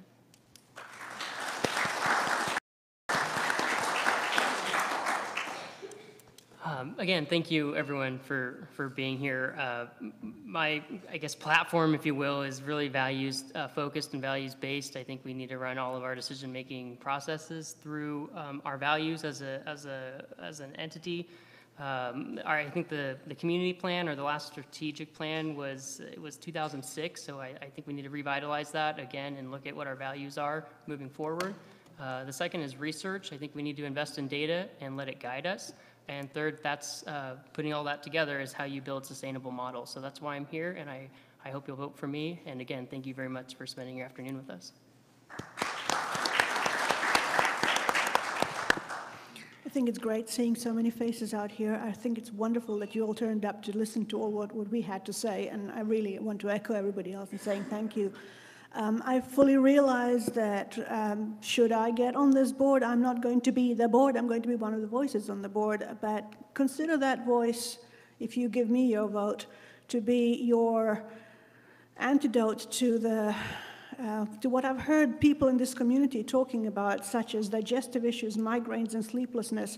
I'm going to try my best to give you that peace of mind, which, as much as quiet of your home is concerned, which is what you also moved out here for. People who moved out here because they love this place, and they love the place as it is and what it looks like and what it does. And I'd like to make sure that it keeps being that for all of us, not just for us, this part of us or that part of us that needs something or wants something that the rest of us cannot possibly support or handle. So I'm here for everybody. Those people who didn't pick up my little piece of paper back there, I didn't bring nearly as many as you guys came. If you want one, tell me and I'll happily give you one. But in the meantime, I'm running for the board because I want to speak for you. So if you vote for me, I'll do my best to do that. Thank you all.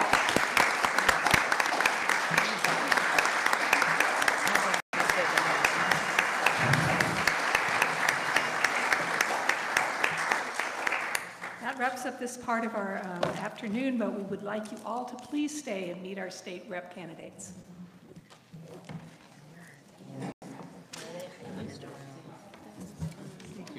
And there is a question box in the back for you to put in any questions you might have for our reps that are going to be up here in a minute. Yeah, I live in a different world. I live out in I had 6, counting 6 raccoons parking on my deck the other day. Did you really One of them, I just switched on the light and I saw one of them actually hold me. The volunteers that sit in front of us, and the rest of you, a part of this project. We're going to be making a slight transition right now from this segment to the state legislative candidates section. And during that time, I encourage you to put your questions on a 3x5 card that's in the back there. I will be reading the questions to the candidates, and we'll be able to get through it efficiently and become even more informed. So thank you, and we'll start up in about 5 minutes.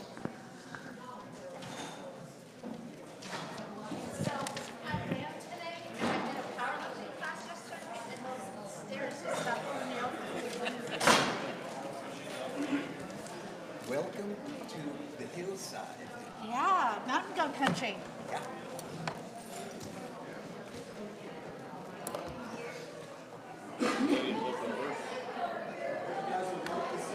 One of the ladies left her purse.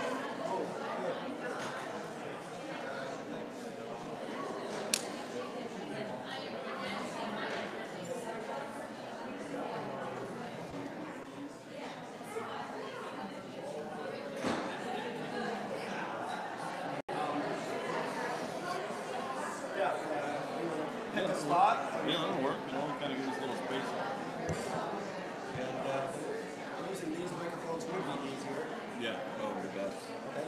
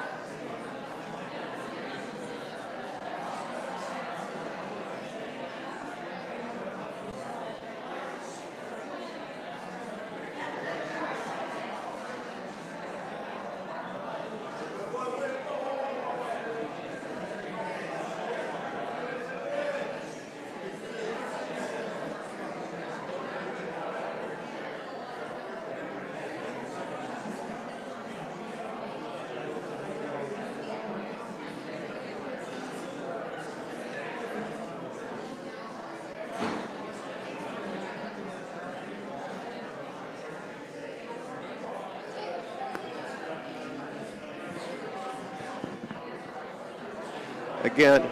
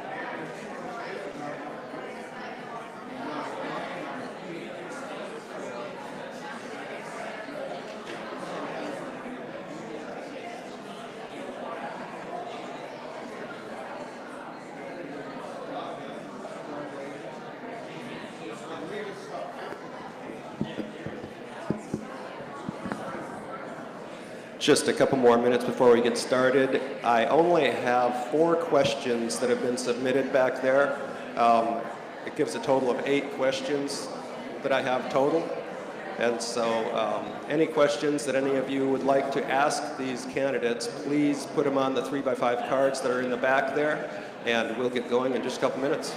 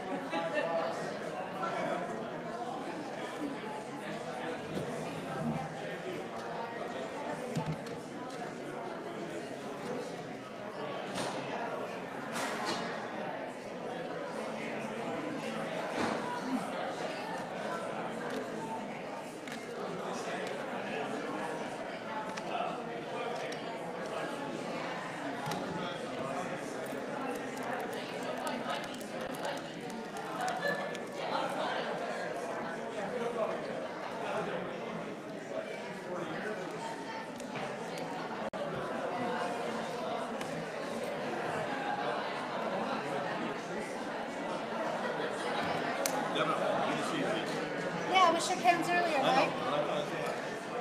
I think you might be.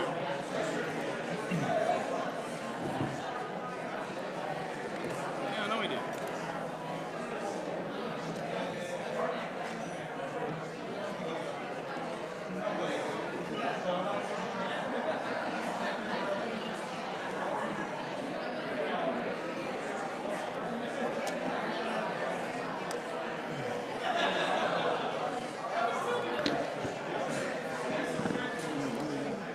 Okay, if everyone could please take their seats, we are starting our second segment, and I have a real good handful of questions now for the candidates.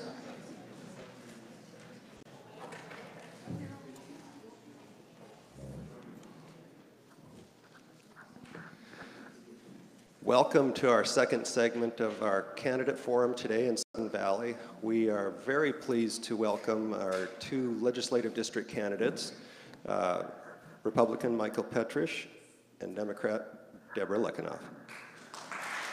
Thank you. Now, we in Sudden Valley, at least some of us, have recently come to realize exactly how important our state legislators are to us in Sudden Valley.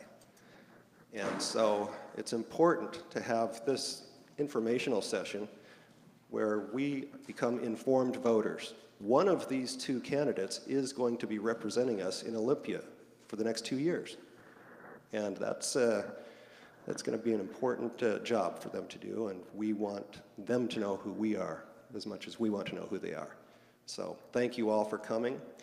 And the way that this is going to work is we'll have 5-minute personal introductory sessions, and then I will be reading questions from these cards, and they will be able to respond in as much time as they feel is necessary. So with that, I'd like to, again, introduce Michael Petrish, 5 minutes. I chose him first to speak because he responded to me first. Well, good afternoon, ladies and gentlemen. My name is Michael Petrish. Born and raised in Anacortes. I have an interesting background in regards to my family and how they ended up here in the United States. I have both a refugee and an immigrant background. My father's family immigrated from Croatia in the late 1800s, early 1900s, and ended up in Bel Air, Ohio. Grew up in Bel Air, Ohio, speaking Croatian in the coal mines. Made their way out here and met my grandmother, who was born in Concrete. Also a Croatian family of immigrants as well. So an interesting part of the world, how they ended up in the same place. Married my grandmother, moved to Anacortes, started a family. My grandfather was a commercial fisherman and was also a part of the Anacortes Police Department and started the police guild in Anacortes. Most of my relatives on my dad's side of the family were all fishermen and law enforcement, and most of them ended up in different parts of Puget Sound. So that gave me an opportunity growing up as a child, being a family that were commercial fishermen and free enterprisers, but also in law enforcement, had a great respect for the law. My mother's side of the family is a little more difficult in how they arrived here. So they were refugees during World War II, as well as from Croatia. And so it was 5 years, 5 countries, 5,000 miles, 3 continents, and 3 languages, none of which were English, to end up here in the United States. They came here to pursue, as it just calls out for in the Declaration of Independence, life, liberty, and the pursuit of happiness. Now, the original wording was not pursuit of happiness, it was property. And property rights are crucial here in our part of the state and what's happened here recently. And so growing up as a commercial fisherman, you learn a lot about what it means to work for long hours in a family business for not a lot of money at some times. Because when you work a family business, obviously you put in a lot of hours, and sometimes those are considered working for Jesus hours because you're doing a lot of volunteer work, so to say. Fishing the waters of Washington, Puget Sound, of course, Alaska, where Debra's from, and always had great admiration for the beauty of our region and where we're from. And of course, Alaska, there's no words to really describe until you've been there what it's like to be up there. So I grew up speaking Croatian as a child, and grew up and graduated from Anacortes High School and had a chance to study abroad and studied overseas. And at the time it was Yugoslavia. And when I came back, I wanted to be an environmental science degree, or so I thought. And I just kind of really didn't enjoy being in the classroom. I really thrived when I was doing things with my hands and working outside, or building things. Came back up to Anacortes because I was living in Seattle at the time, and ended up working in the, of all things, in the aqua trade out here as working on the fish farms as a commercial diver. And then we had something that took place called the War in the Balkans and the War in the former Yugoslavia, and that went on for several years. And then I got a call in 1995 after the Dayton Peace Accord was signed, and the United States military was going to contribute 25,000 troops to a NATO mission to enforce the new Dayton Peace Accord in the Balkans. So of the 50,000 troops that were going to be there, President Clinton at the time sent 25,000 U.S. personnel, but they were also going to need interpreters to work there. I was what they call a cultural linguist, so a background check and language skills and all that sort of thing. To make a long story short, I ended up spending 4.5 years in Bosnia as an interpreter for NATO and Special Operations Command. I met my wife there doing the same job. She was born in Croatia. She also came to here as a child, grew up in Chicago. So my children are also the children of an immigrant family, would be in my wife's side of the family. I lost my wife to breast cancer 3.5 years ago after 4.5 years of cancer and the treatment that went with it. And the reason I mention that to you is that I'm also a union carpenter, and my health care that I have through my union provided the coverage that we had through the difficult challenges that we had during the cancer treatment. We had the opportunity to purchase a health care that was provided for us, but we had the decision of which was going to be best for us rather than somebody making the decision for us. I fully believe in health care, but I also believe in each of us having the opportunity to choose which is best for ourselves. After working overseas for 4.5 years, when I came back, is when I joined the Carpenters Union. And that was a huge motivator for me because I went through the entire program to become a union carpenter. I was 33 years old at the time as an apprentice. And with the skills you learn as you go through the process, you're becoming not only an apprentice, but you're becoming a teacher along the way. And when you become a journeyman carpenter, you're also teaching those that follow you because those are the individuals that are going to eventually be paying your retirement. So to treat those coming behind you, you have to treat them with respect. You have to help them learn and help each individual learn at their own pace. That's why I believe in school choice, because not everybody works well in the classroom, not everybody learns well in the classroom. You have to give each family the opportunity which their child is going to learn best. My son has autism. Sometimes my son doesn't do well in the classroom. So we have to understand those challenges for those students that are in special education and provide funding for them. But I'm also a trustee to my local, and I oversee the local's money. So I would have that same diligence in Olympia and how that money's spent.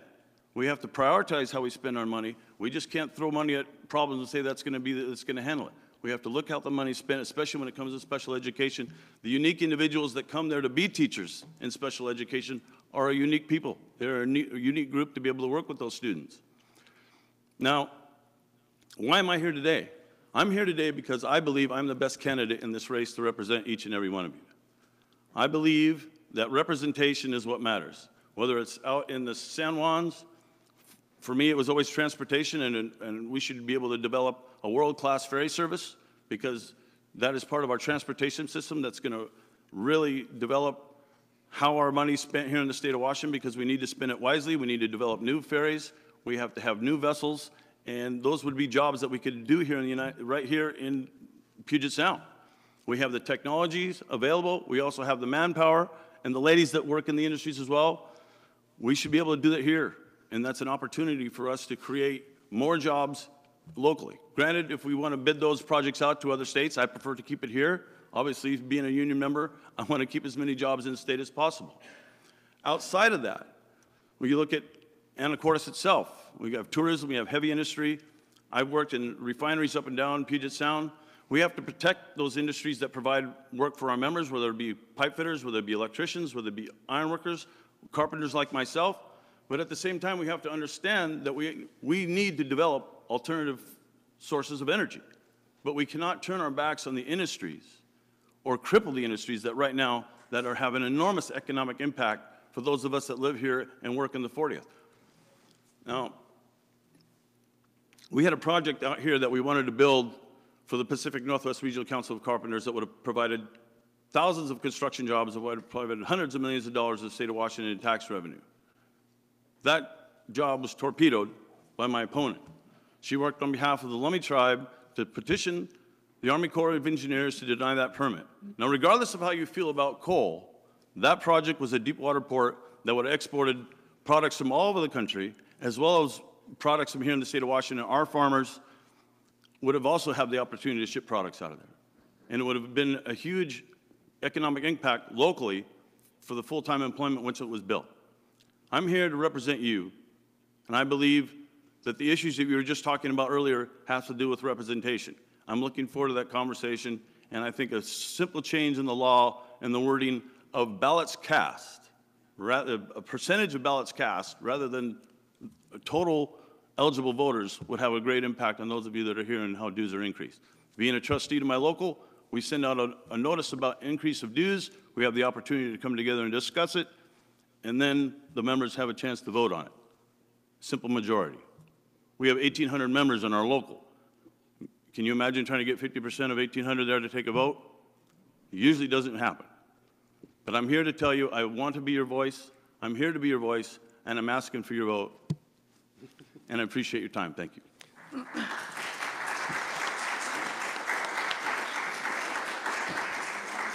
Thank you, Mr. Petrish. And next, Debra Lekanoff. Hi, good afternoon. My name is Debra Lekanoff. I get the honor of announcing I'm running for Washington State House of Representatives for the 40th LD. I've had an incredible journey in the past 20 years in governmental service, providing experience, boots on the ground, working with tribal, local, state, congressional representatives on how do we make this great Washington State, this region, and this nation, which is great, be even better. My experience has ranged from working on affordable health care. I'm probably the only person in here who has ever experienced health care managed by the federal government, as I am Alaska Native.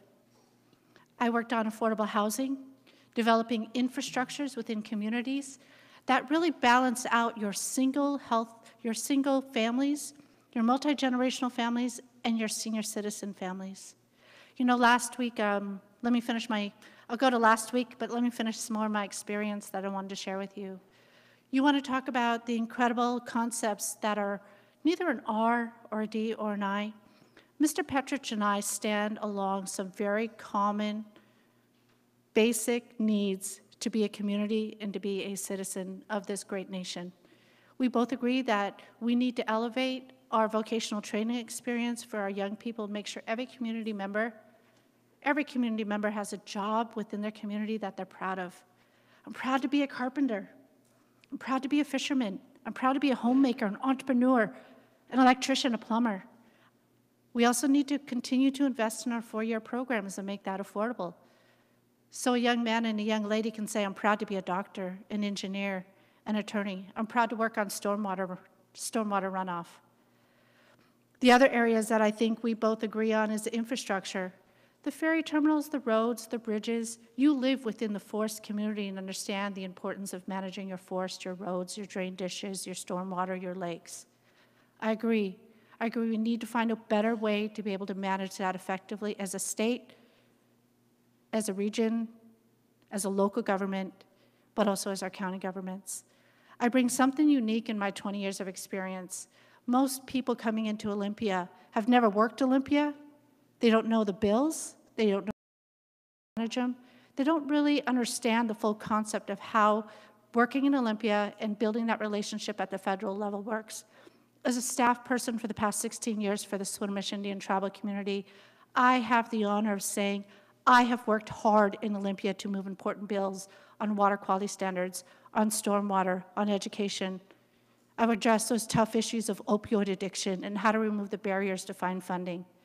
I had the experience in my years of working in a government structure that says, how do we better manage our budget for our communities? How do I better manage state government, federal government funding? How do we remove the barriers and build programs around it? You know, my daughter's 14. She's a freshman in high school. I go back to education, and education is a foundational platform for me today. I do believe that we have not invested enough in education. I'm not calling it the McCleary Act. Let's get real and call it education. Let's go back to reinvesting into the early education, the special needs. Mr. Petrish and I share a common family desire. My family, my nephews, one has autism, another has some learning disabilities. Because we invested strongly into our education, these young boys are going to grow up to have the skills and the training that they're going to need to be able to live in a world that we call ours today. I think also investing in our classroom capacity, but finding that fine balance of paying our teachers what they need to remain in our community, and also paying for the infrastructure in our schools and paying for the technology that we need. In closing, I work for the Swinomish Indian tribal community. Sorry, Mr. Petrish, I do not work for Lummi Nation.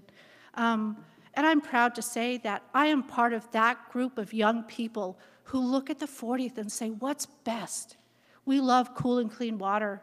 We want our trees, our forest, our quality of life. These are the values of the Northwest.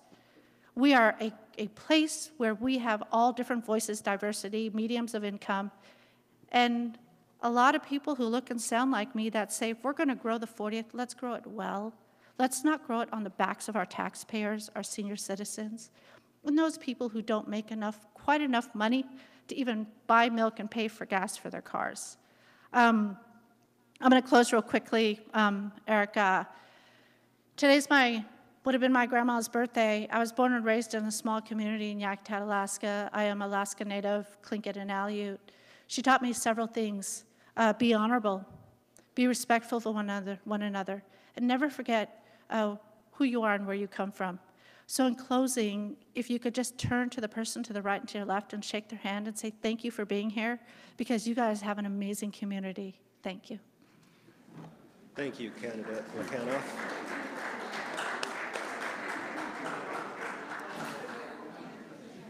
Okay, for this next segment, I'm going to bring out the flashy blinky light here that can be used as a guideline so that you know exactly more how much time you're taking. We do have a good collection of questions now, and so what I'd like to do is offer 3 minutes until it flashes red for each of you, and then if you'd like to rebut, go ahead and do that. This will help us get through all of the questions in a timely way, I hope. So if that is acceptable, I'll Thank you. Okay. Now, we have the first question. Promise us that there will be no state income tax. Whoever would like to respond first, jump right in. I'd be happy to. So Mr. Petrish, since you went first and well, absolutely. I was going to say, since I let off, let the lady lead for this one. You know, I've been seeing a lot of flyers going around that says Debra supports state income tax. Let me be really clear. I am a bottom-up type of person. I've always been that way. I've been successful in Olympia on passing bills and moving congressional legislation.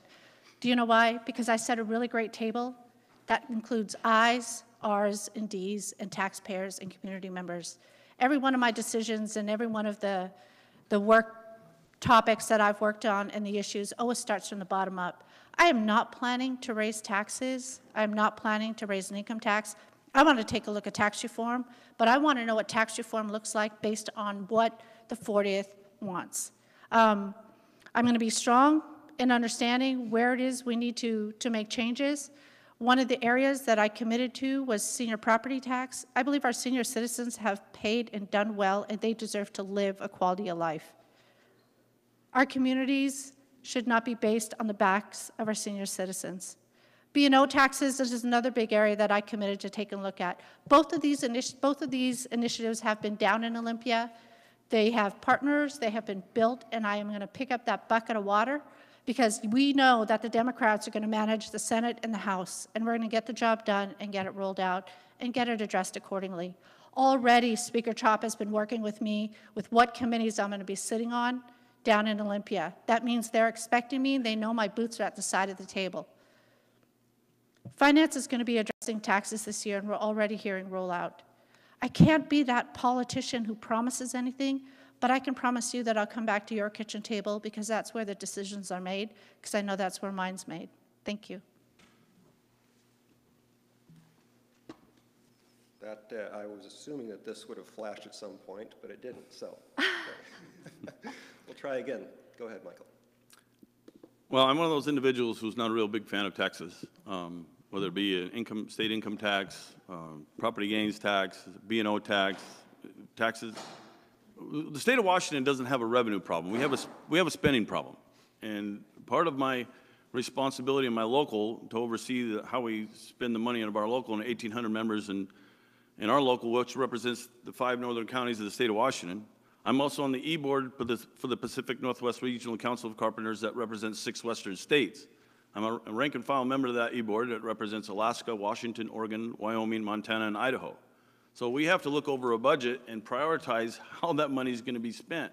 This is what needs to happen in Olympia. Right now, Olympia is, to use a common phrase, is they're spending money like a drunk sailor. It's just not wise for us to do that. You know, me being a fisherman, I understand how it is about spending money. You have to spend money wisely, whether it be for gear, whether it be for new nets, whether it be groceries and fuel. You have to prioritize what your budget is and how that money is being spent. Under no circumstances am I going to increase property taxes, for instance. This is what's happened with water rights in our area. People have lost enormous amounts of the property values by not being able to use their own property.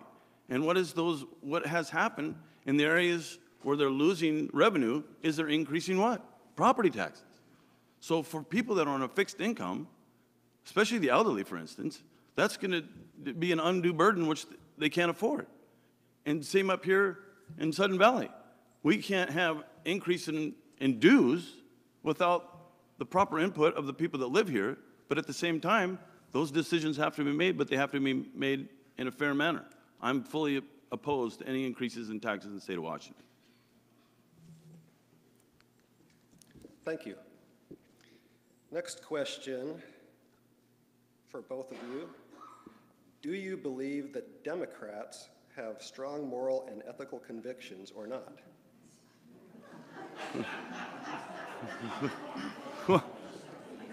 Well, I guess I'll lead off. Well, that's, this is the beauty of our country. And it doesn't matter if you're an independent, if you're a Republican or a Democrat. Each of us comes to the table with how we were raised.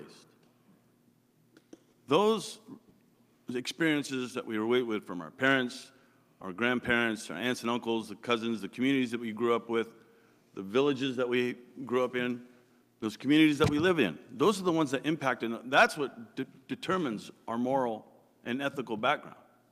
Those are the things that we're exposed to, whether it be in your synagogue, whether it be in your church, whether it be in the tribal center. It doesn't matter where those vital and crucial teachings come from. It's that when we come to the table, when we come to where we are right now, is that we have respect for the other individual, that we respect the other person's point of view and opinion, whether we agree or not.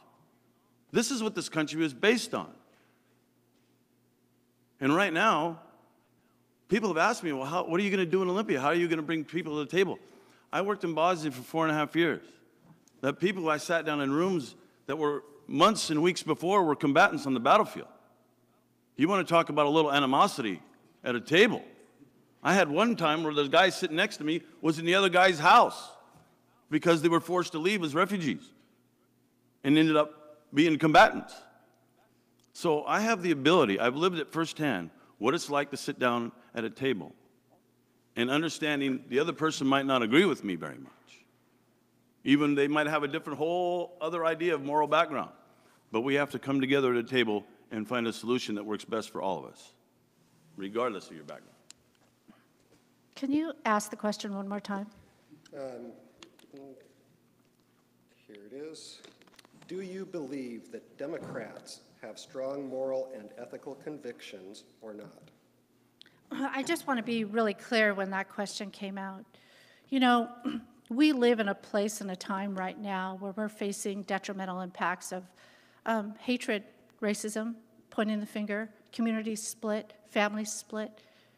This isn't who we are as America. This isn't who we are in Washington State, and this certainly isn't who we are in the 40th. You know, I ended earlier where my grandmother said,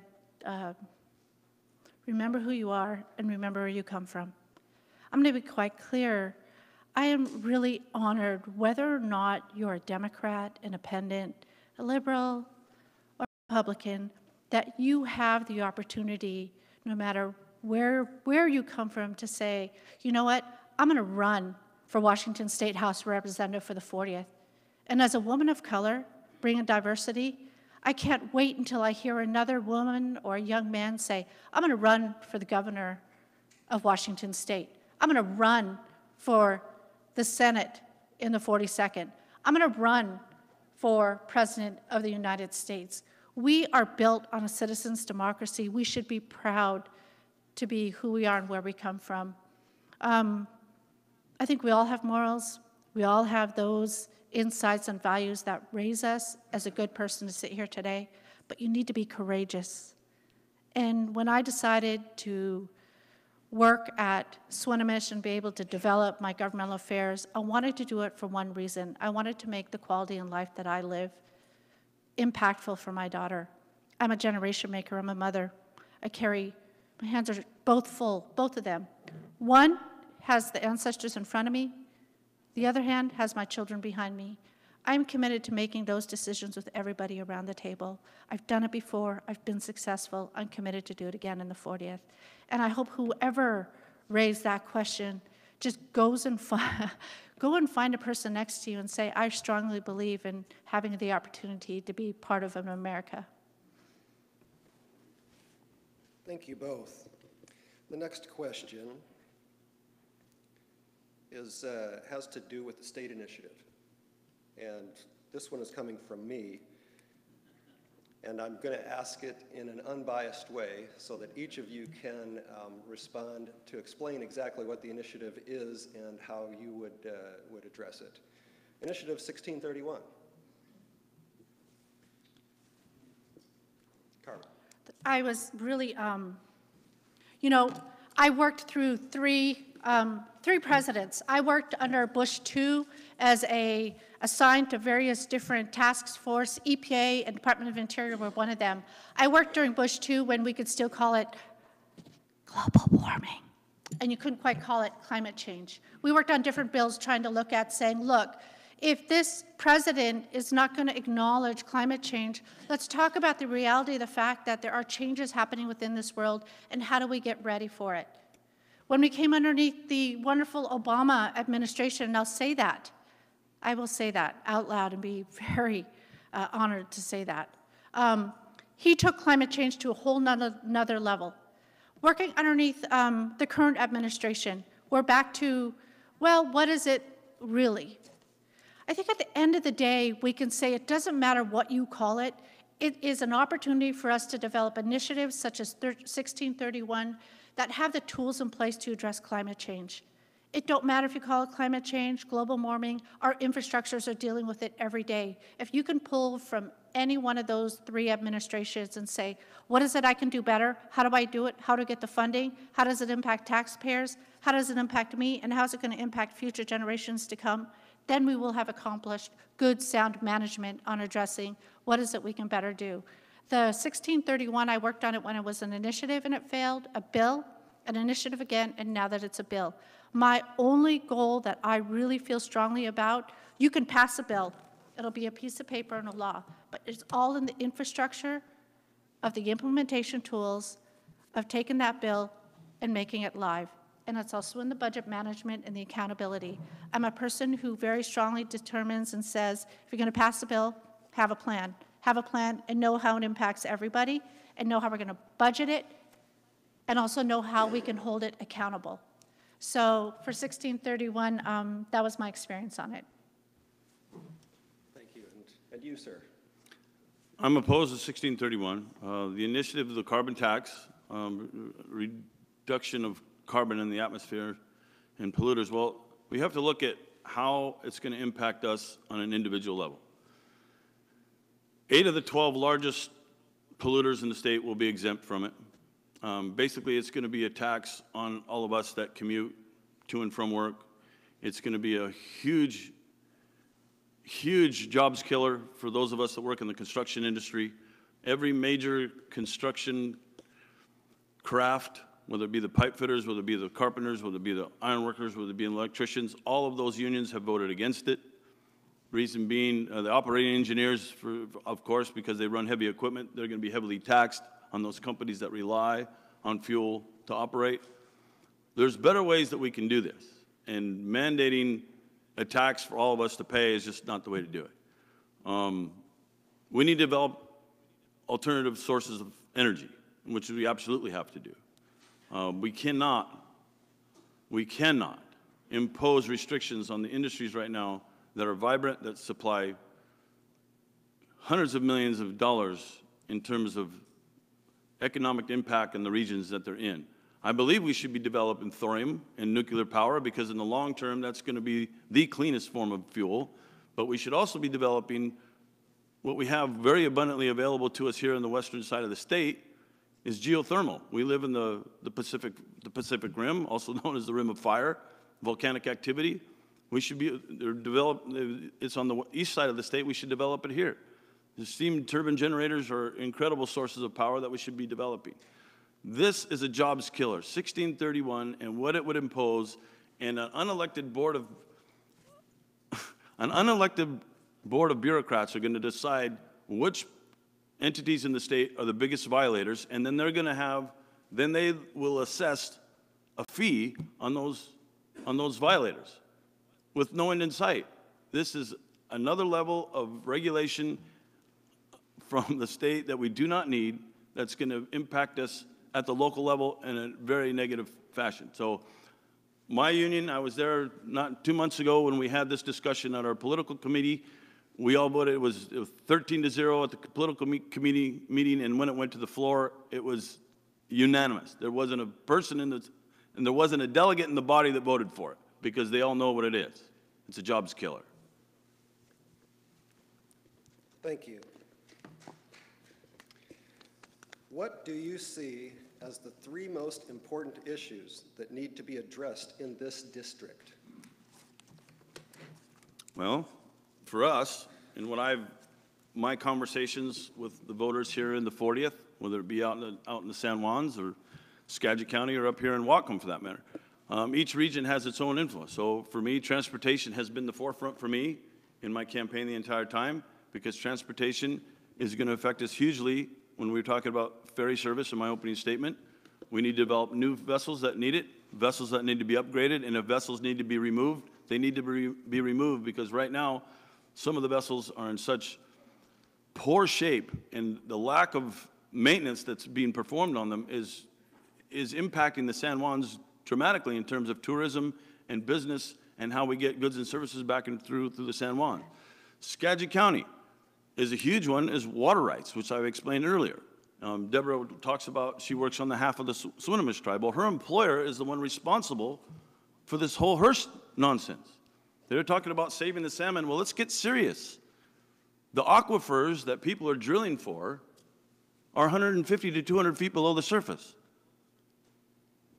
The Skagit River is affected by glacial melt and rainwater, none of which what we have a shortage of here in Western Washington. We need to use real science and real data. That has no impact on the salmon runs whatsoever. If we want to have a discussion about saving the salmon, we should probably start about removing the nets from the rivers, if you want to get serious and have that discussion. And then up here in Whatcom County, same idea. Jobs is a huge one. Debra said in her opening statement that she worked on behalf of the Swinomish tribe and not for the Lummi. That is true. I never disputed that she worked for the Swinomish tribe. But at the time, she was also working on behalf of the Lummi tribe, because in an open forum that we had in Friday Harbor, she was very proud that she helped defeat that project. Said it in front of God and everybody. So I've never disputed that she works for the Swinomish. I was saying at that time she worked on behalf of the Lummi tribe. Now, if you want to work on behalf of the Lummi tribe that's in the 10th legislative district, excuse me, the Swinomish that's in the 10th legislative district, and turn around and say you're going to represent the people of the 40th, I have a problem with that. I'm happy to take on the three. One thing I've done in my 20 years of governmental experience and having my boots on the ground, when we went door knocking, we door knocked 12,000 doors, Patrick, did about 2,000 live calls. The issues we heard at the doors was education. They believed that education was the very foundation of our communities. If we don't invest in education, we're not going to be able to have the foundation to be able to carry on in our communities and live the lifestyles and carry on the values that we have today. Whether we invest in early education, higher ed, the vocational training, but also making sure that when those children come home, the holistic approach of taking care of them comes full force. We need affordable housing, affordable health care, and jobs that have wages that help them sustain the quality of life that they want to have to live here. The other discussion we heard at the doors was tax reform. We really heard at the doors that there needs to be an aggressive tax reform within our communities and within our state. How do we better address it? How do we address it together? And how do we address it based on the values that build the 40th? Those were two areas that we heard. Infrastructure was important. When we look at the infrastructure of our communities, you know, I drove down through here, and when I came out to visit with Sudden Valley, I took a look at the infrastructure, the roads, the lake, the ditches along the side, the parking. This infrastructure that's happening here within your community is the same infrastructure that I need to deal with the 40th. We've got ferries, bridges, roads, hospitals, WWU, community college. We have so many vast different infrastructures that we need to maintain. If we don't maintain those, we're only going to end up paying more taxes down the road. And it's not only going to be on the backs of you, but it's going to be on the backs of my Emma. So those are the three areas that I focused on when I go down to Olympia. The other two committees that we'll be sitting on is the Ag and Water, because I cut my teeth on water. I do know water with everybody at the table, not just one angle, which we should be lucky and blessed to have, someone who has all the experience. But then two other committees I can mention later because my light's blinking. Thank you. And again, this is just a guideline for you, so don't feel locked into this time is for you guys. Thanks. Next question. Would you support a new Life Flight paramedic helicopter to share in Skagit and Whatcom counties? I'm going to guess we agree. I absolutely think it's one of the most important aspects is to be able to help support our Medicaid and our Medicare care program. It's obviously going to be in the cost, who's going to pay for it, who's going to operate it, who's going to manage it. But then at the end of the day, aren't we about supporting and helping one another and making sure we have the very best medical quality and medical services possible? Mr. Petrish? Yeah, I'm absolutely support that sort of first responders. The training that we need for that and how we're going to support that whole operation, we need to look at the budget and how it's going to be spent, but absolutely I would support such a thing. For those that are living in the rural areas, that for emergencies, they need to have that. They need to have such critical care lifts, whether it be to Harborview in Seattle, out on the San Juans. Same idea. I mean, there's crucial emergencies that cannot be handled in some of our local hospitals that require it, like the Seattle Burn Unit. When they had the unfortunate and catastrophic explosion in Anacortes at the Endeavor Refinery a few years back, I mean, one of my classmates, the kid I grew up with, went to school with, I mean, he was one of those unfortunate souls that survived the blast and spent the better part of 17 days in the burn center down in Harborview. Those are critical life flights that have to be available, and we need to be able to develop that and to know how much money needs to be spent, just like we need to prioritize everything else. But this is definitely a critical emergency first responder vehicle that we need, absolutely. Can I add one more thing? Absolutely. You know, I'm endorsed by the firefighters, 106. Other firefighters have come through, and the EMT people. I think they would agree too. Those unions absolutely support that. The steelworkers, Washington State Labor Union, electrical unions, all the unions that are dealing with these hands-on dangerous areas, I think we would agree with the carpenter union that it's an important area of taking care of those people who live in those dangerous jobs. And Again, it goes back to the funding, the operations, and the management, but I believe the unions that all support me would raise their hands to that and say thank you for raising the question today. Do you want to add something? Yeah, as far as, I spent a lot of time working in refineries. I did a lot of my apprenticeship up here in Whatcom County at both BP and ConocoPhillips, and working down at Shell and Endeavor. The people that you work with, alongside of them, you have those that are full-time employees that are employed by the refineries, but then you have those of us like myself that are contractors that are hired to do work inside the refineries, the expansion of those projects and so on. All of us that work there know very well that we work in a very, very dangerous place. It's inherently dangerous to work in a refinery. They boil oil 24/7. And it's not a matter of if something is going to go wrong, it's a matter of when. And everybody that works there knows the procedures in case of an emergency, where we go, when the alarms go off, what to do. You never want to travel in an ambulance that the lights are not flashing. So that's something that we all take very seriously, all of us that work out there, all the trades, union and non-union alike. And when you talk about critical systems and critical care to get people to in an emergency to have the response time, whether you be somebody who's inside the fence or those that are coming and the volunteer firefighter force that you have inside the wire. And Debra mentions the first responders and the unit. This is a core group of people that work very hard every day to keep us all safe and to provide critical care at critical times. And we need to support those and guarantee that that funding is always available there for them. Thank you, Eric. Thank you both. The next question is to Debra. Your employer, Swinomish Tribe, continues to ask for restrictions on private wells who use less than 1% of our water. Do you agree with these restrictions? You're asking me to answer a question for my employer, and I'm actually going to not do that. I will put my hat on as a state elected official of 137,000 constituents and say this. I am quite unique to be able to come to Olympia and talk about water. I cut my teeth on water 12 years ago. I'm one of the few people who get to say, I understand the science, the law, the regulatory, and I also understand the homeowners and their situation with politics, the science, and the history behind it. You got two choices.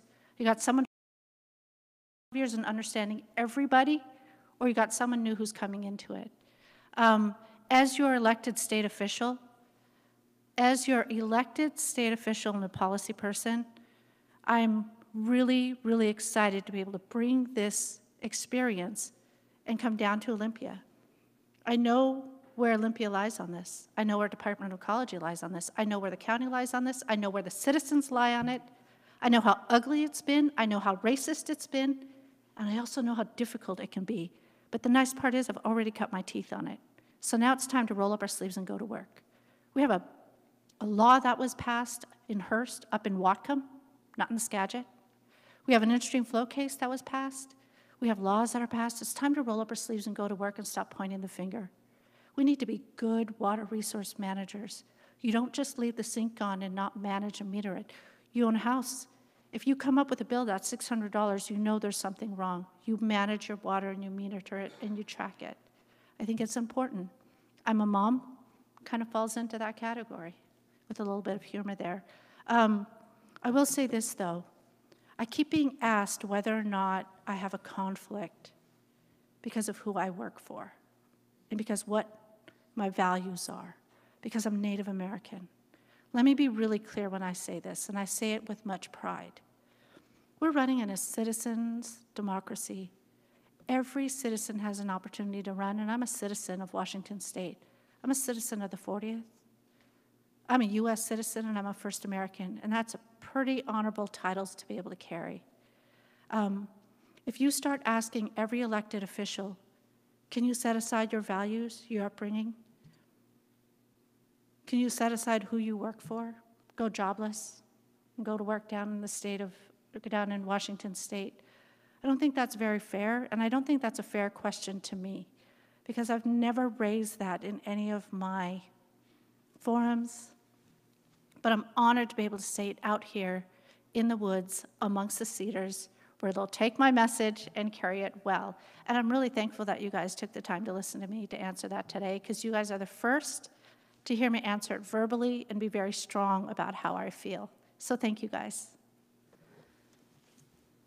Well, I'd like to Thank you, respond Debra, because and I you was directly just going to ask pointed me if, out. you would like to respond. Just coming into this conversation is nonsense. Since I was born and raised in Anacortes and been around the Skagit River in my entire life, been a commercial fisherman and know the impact of the rivers and the ecosystems that we live in and live around.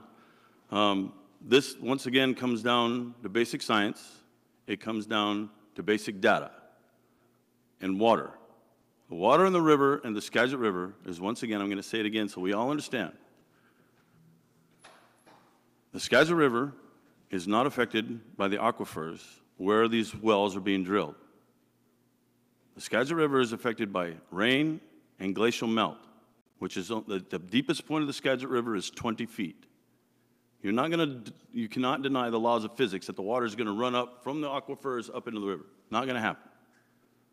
150 feet to 200 feet below the surface of where these wells are being drilled. And once again, Ms. Lekanoff's employer was the one who filed the lawsuit that created this mess for the entire state.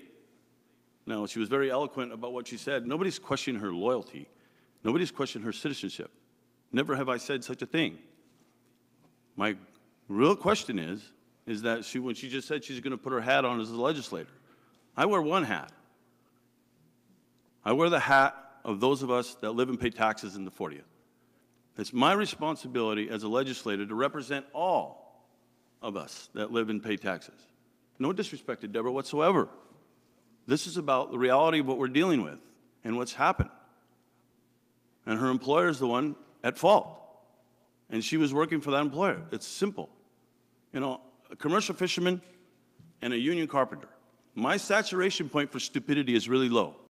I like to keep things simple, because when things are simple, you see things in much more clarity. This is not a very difficult situation that we're dealing with when we look at the reality of it. We need to return to the original law in 1945 that says exempt wells, anything under 5,000 gallons. Everybody would have plenty of water, and it still would not have any effect on the salmon runs. Thank you. Thank you both. Next question. How do you feel about cities that are sanctuary cities? Who'd like to go first? If I may, I'll lead. Sanctuary cities are a slap in the face to the Constitution, the rule of law, and what our entire country is based on. We cannot set up areas that protect criminal activity. The original meaning of a sanctuary city was for those that were fleeing political prosecution and came to the churches. The priest, the local priest, would allow that individual, male or female, to come in away from whatever oppressive, whether it be the kingdom, whether it be a tyrant. The church was the place of sanctuary. We now have these ideas of sanctuary cities that are just areas of lawlessness. They're protecting people that are smuggling drugs in our country, human trafficking.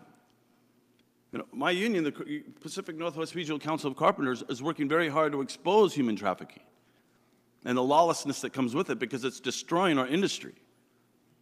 People that are working as slaves, basically, and unscrupulous contractors, and exposing those individuals as well.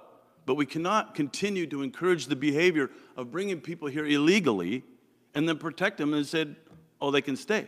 Sorry. We have rules. We have legal and illegal immigration.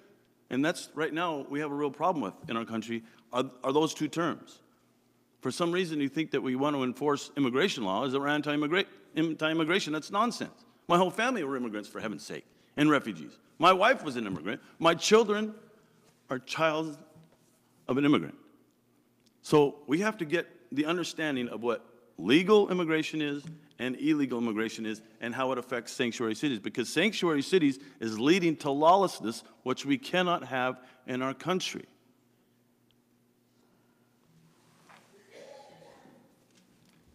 Thank you. And Deborah? I think we need to be able to take a hard look at sanctuary cities and identify, how it impacts your communities, how it impacts your state, and how it impacts the United States of America. There are laws put in place, there are regulations, there's policies, there's programs, there's funding. Let's identify what they are. We're adapting and changing consistently throughout this great nation. I'd like to learn a little bit more about this topic and this issue, Eric. I don't know it inside and out. I'll be the first to say, if I don't know the inside and out and the laws and the policies, then I'm not going to give up just an answer just to give an answer. So I'm happy to say, let me learn a little bit more. I'm happy to email that back to your communication department and share that.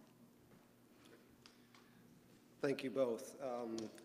The next question is going to be from me. We only have 4 left, and so we should be moving right along. My next question, again, is about the state initiative. And the next one that I think some of us could use help voting on is Initiative 1634. Either of you like to take a crack at, I believe that has something to do with background. Well, 1634, the grocery tax, I don't believe that local grocery stores increase.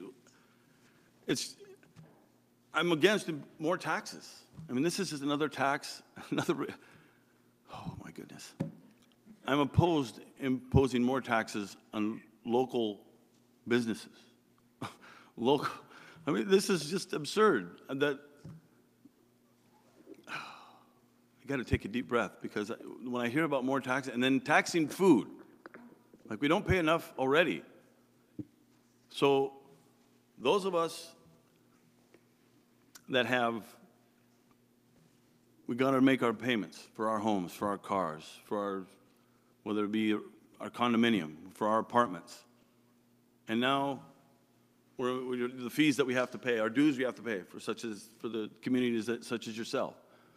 Property taxes. And now we're going to impose more taxes on local business. Well, what is the local business going to do if they get increased taxes? They're going to turn around and then increase the cost of their products to the consumer. And that's where it ends up hitting us, is once again hits us in the pocketbook. So it's just another level of regulation. It's just another level of the state taking more away from those of us that are already paying taxes that are high enough in the state. I'm thoroughly opposed to it. I'll calmly say that in 1634, I think it needs to be reviewed. I don't believe we need another food tax placed on our taxpayers, and I'll leave it at that. Thank you. Next question from the community is, what are you going to do to ensure the health of our forests, given the increase in local forest fires? And the increase of what? Given the increases in local forest fires. I'll be happy to take that on real quick. I worked with, DNR is proposing another $50 million to be able to manage their forest fire practices. We all set in the smoke on the west side, which the east side is always set in every year. Working with DNR Commissioner Hillary France in the past year, it's been extraordinary watching this young woman take accountability, fiscal management into her hands, and to be able to take a better look of how we manage our forest fire practices. The increase of the funding to be able to address forest fires, I think, is important. Forest management practices is important. I believe the MOU that she signed with British Columbia on a transboundary forest practice plan is going to be very important for us all. I work on transboundary environmental issues all the time. I understand the value of that. Being able to work with her in that area is going to be important. As your state official looking at forest management practices, you live in the heart of the trees out here. You understand good, sound forest management practices. So I value your insight, your input as we move forward on addressing this issue in Olympia. Thank you. And you, sir? I have guys that I work with, ladies as well, that are volunteer firefighters, and they're also smoke jumpers. And a lot of them, the conversations that we have, how do these fires get out of control so quickly? And it also has to do with a lot of mismanagement of a natural resource. We have millions of board feet of down lumber, down trees that are already down that could be harvested. And when those trees are not harvested, they are what? They are fuel for the fire during the peak of the fire season. It is absolutely ridiculous that we cannot remove down lumber that will greatly reduce the risk of forest fires, but also will greatly reduce the amount of fuel that forest fires have. Because what happens? Fires burn uphill. The heat rages uphill, and as it proceeds to go up a hill, it only gets hotter and dries things out as it moves along from the heat rising. I mean, this is all basic stuff. We all know that. But when you have millions of board feet of lumber that is laying on the ground, that's down trees, that could be removed, that will greatly reduce that risk to right now where we are. Ms. Lekanoff said it spot on. We live where we are right now. In the heat of the summer, this is obviously high levels of extreme fire danger. Fidalgo Island and high points of the summer. Fire danger, you see the signs, no outdoor fires. Well, when you walk out in Anacortes public forest lands, you look down, you see those trees. But they're, okay, it's a public park, you can't harvest it. But there's millions of square miles of acreage, thousands, tens of thousands, hundreds of thousands of square acres out here that have that opportunity that we could reduce it dramatically. And I would definitely have those conversations in Olympia where we could readdress the current mismanagement of natural resources that we have right now. Can I add to that? I actually have some good news. I have some good news to share. So this triggered a thought, so thank you. Senator Cantwell was just here talking about a climate change bill where they're going to start managing their forests better at the federal level too. Being able to take a look at these blowdowns and being able to use the blowdown in the wood to be able to incorporate it into rebuilding some of our infrastructure and our buildings and putting our timber back to work. She also talked about sound forest management practices. You know, Senator Cantwell's been there for a very long time. She is a woman of integrity and a woman who's carried our backs in Washington. Her thoughtfulness and her idea of saying, how do we address climate change? How do we address better forest management practices? And how do we put people to work and put our timber back to work? All came full force as she started speaking with us. In closing, Hillary France is thinking of doing the same thing at our state land. So as we start evolving together, whether it's you or me, Mr. Petrish, we should continue to support that good effort because forest management practices isn't a D or an R issue. It's just sound infrastructure management practices. In closing, last year, Congresswoman Del Bene and the Department of Ag came together and met at WWU's Ag down on 536 Memorial Highway, Mount Vernon, and they talked about forest management practices on how we need to move our money and put it back into the Department of Ag to be able to move some of those monies a little bit better. Not Department of Ag, I'm sorry, USDA. Because right now that money for forest fires at the federal level is coming out of Homeland Security, which, as we can all understand, probably isn't the right place. So good questions like this and good answers from Mr. Petrish and I just help elevate and support those who are in elected office to do the right thing, but helps us as we come into office also do the right thing. So hopefully we'll take both of those ideas forward regardless who wins. Michael, do you have anything to add? Yeah, I just to dovetail on what she was saying is that these are the ideas that we're bringing to the table. Both of us are outside the political realm, and we are able to look at issues with a different set of eyes. You know, myself being a carpenter, I've been a foreman, a general foreman, assistant superintendent, where I've overseen hundreds of workers on one project, dozens on others, and so on. But we come together, look at an issue, and who comes up with the best idea. It doesn't matter who gets credit for it. It's the best idea for all of us that's going to make the job run better or get that project done sooner. Same idea with mismanagement of forests. Right now, we have a circus because nobody's talking to each other. And this is encouraging, which Ms. Lekanoff is talking about, because being able to look at a problem and look at what's best, the best solution for all of us, especially when it comes to our own self-preservation. Those are the decisions that matter the most. Thank you both. We have 2 questions left. The next one from me is State Initiative 1639. Anyone like to take a stab at that? 1639. I'm going to give you a little background. In working in Bosnia, obviously this is the gun control measure, which I'm thoroughly opposed to. I spent 4.5 years in Bosnia, and before I arrived, I'll give you a little background, 300,000 dead and 1.5 million refugees. This is what happens when you have an unarmed populace versus their own government and neighbors that don't like you very much. The UN imposed an arms embargo on the former Yugoslavia where the people could not defend themselves against the war that was already taking place. Now, there was gun runners that came from around the world to smuggle firearms into the country. People will figure out a way to defend themselves. I had conversations with people that made guns out of clocks, zip guns to defend themselves. Now, I'm going to tell you a little story. It's going to be kind of graphic, but I want you to understand what we're dealing with here. Because if it happened there, where they said they had a multicultural inhabitants of a country, they all live together in peace and harmony, how could that happen? Well, I'm about to tell you. Anybody heard of a gun-free zone? Anybody? Well, in Bosnia, they're called safe havens.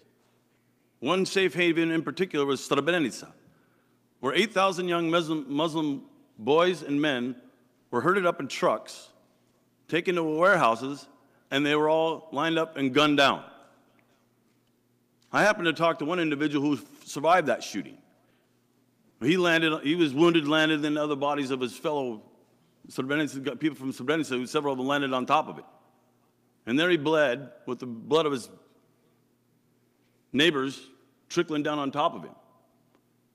Heard him, the people that had shot him got back in the vehicles and left. About 15 minutes, maybe half an hour later, hear the vehicles come back.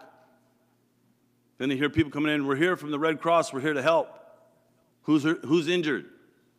And that's when the moaning and the groaning began. And people calling out, I'm wounded, I need help. Well, then they shot him again. So there he laid for hours, waiting until nightfall, then crawled out, and then walked through 27 miles of minefields to Tuzla, and lived to tell the story. Those same men and women, those same men that were murdered, well, on the other side of that were their sisters and their grandmothers and their mothers and their aunts that were forced to leave their homes. Well, some of them were dragged out of their own home and raped. Unspeakable acts of cruelty, and I guarantee you they would have had a second opinion had those women had firearms in the house.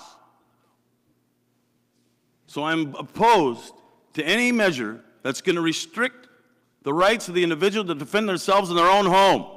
Because I've seen it up close and personal, and you never forget the smell of a mass grave. Don't think it can't happen here. Thank you, sir. Debra? Thank you. 1639. Yes. I'm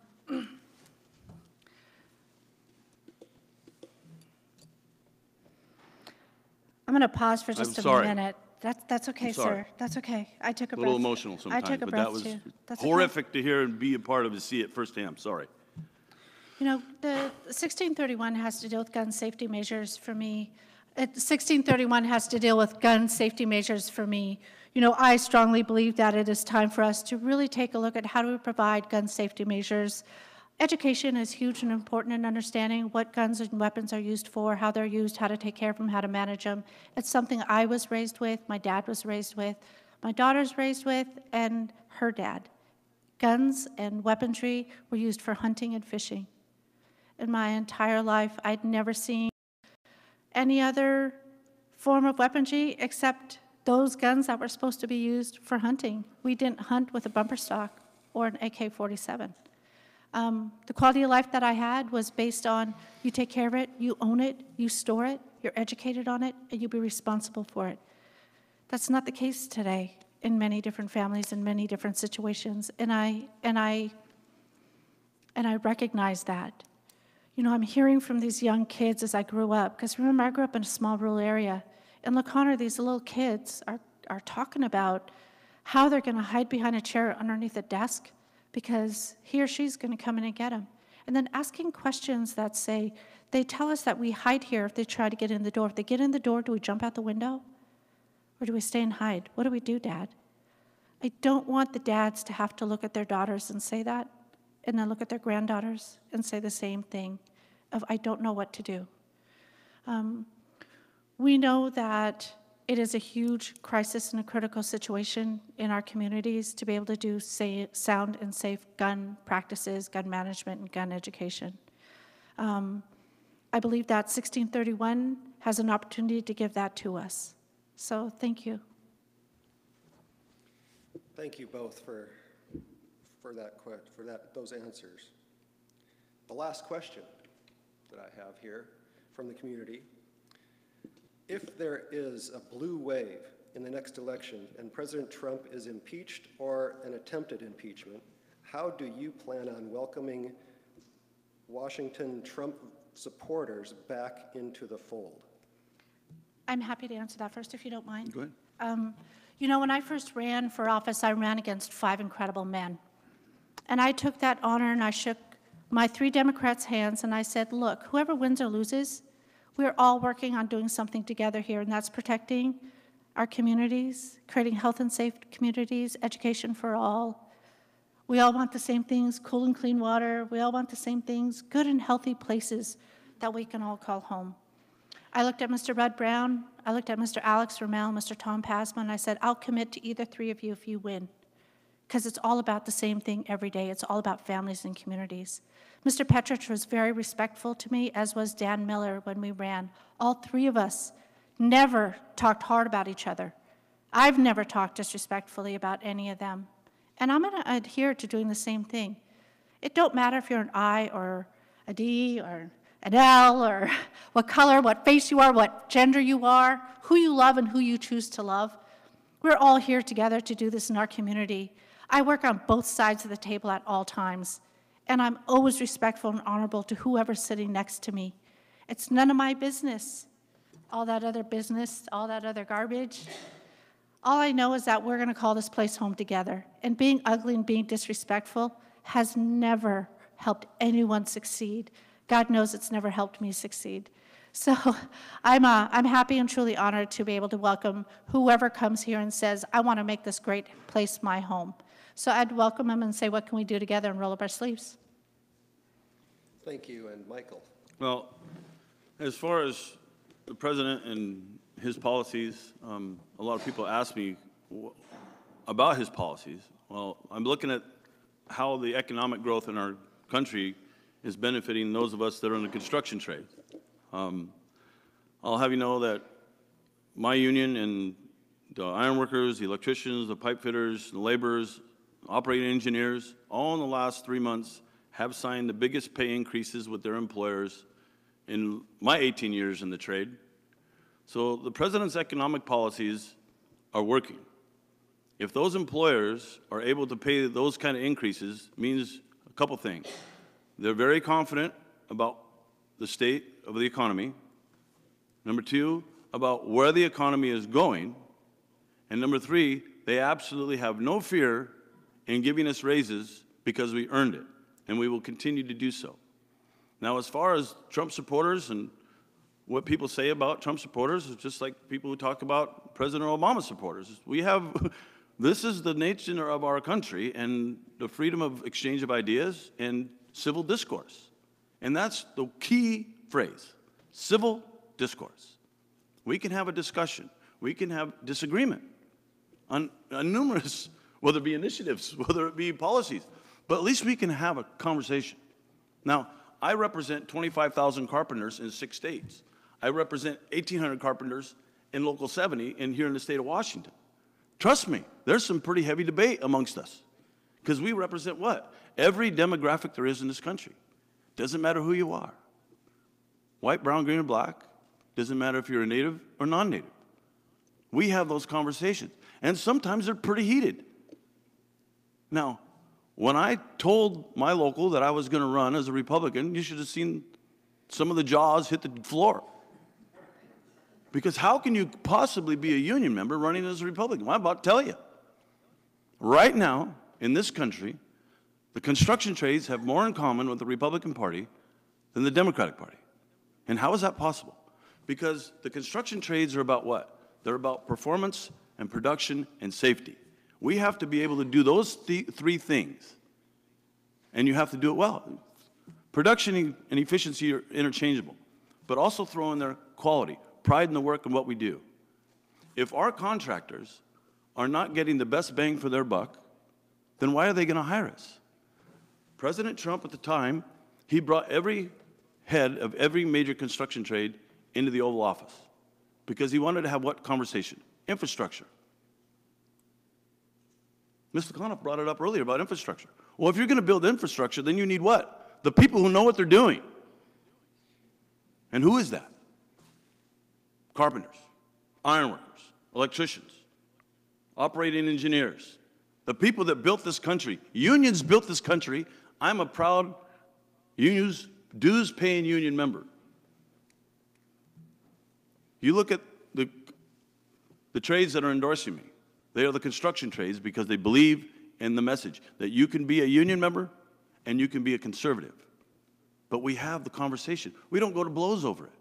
How do you bring people back together? For heaven's sake, the third Tuesday of every month, I sit with at least 40 people, if not more, just like we are now, and we have this discussion. This is who we are as Americans. Doesn't matter if we're union or non-union.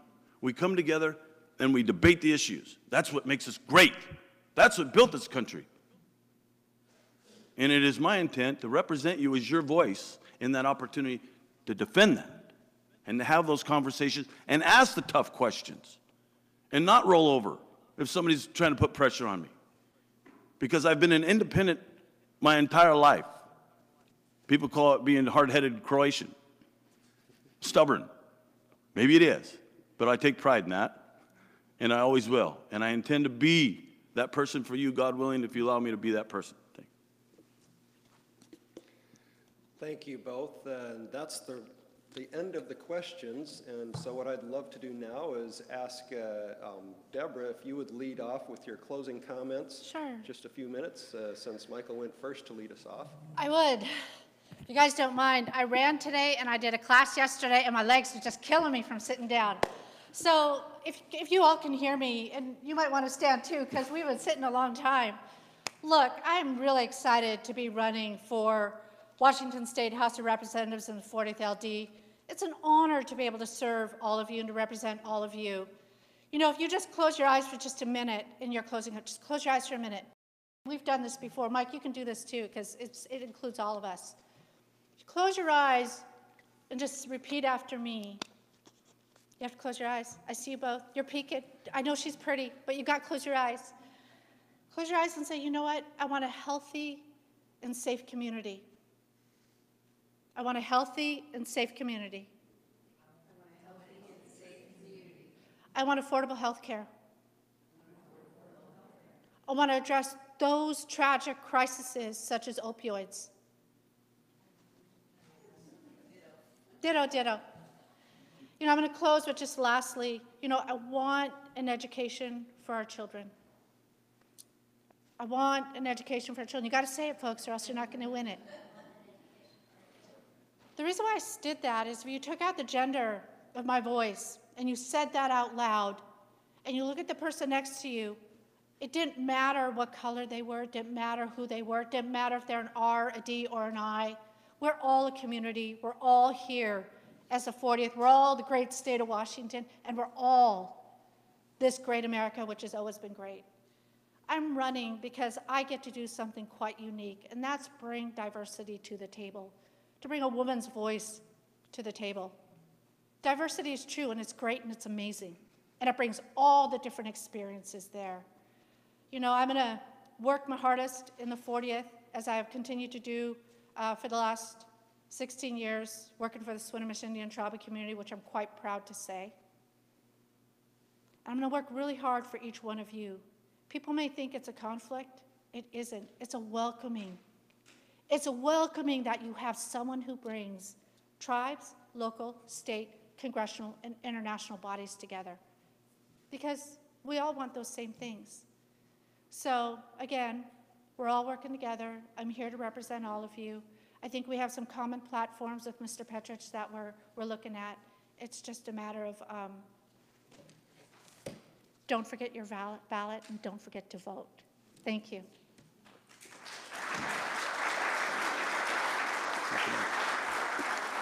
Michael, closing.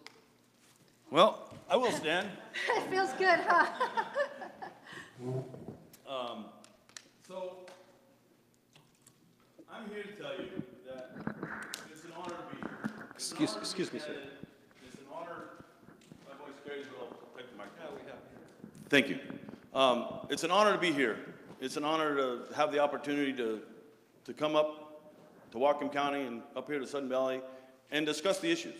Thank you, Debra, for the opportunity to share it with you as well. So, what's this about? People have asked me, Michael, why did you choose to run? And it got to the point I could no longer sit idly by and watch what was continuing to go on.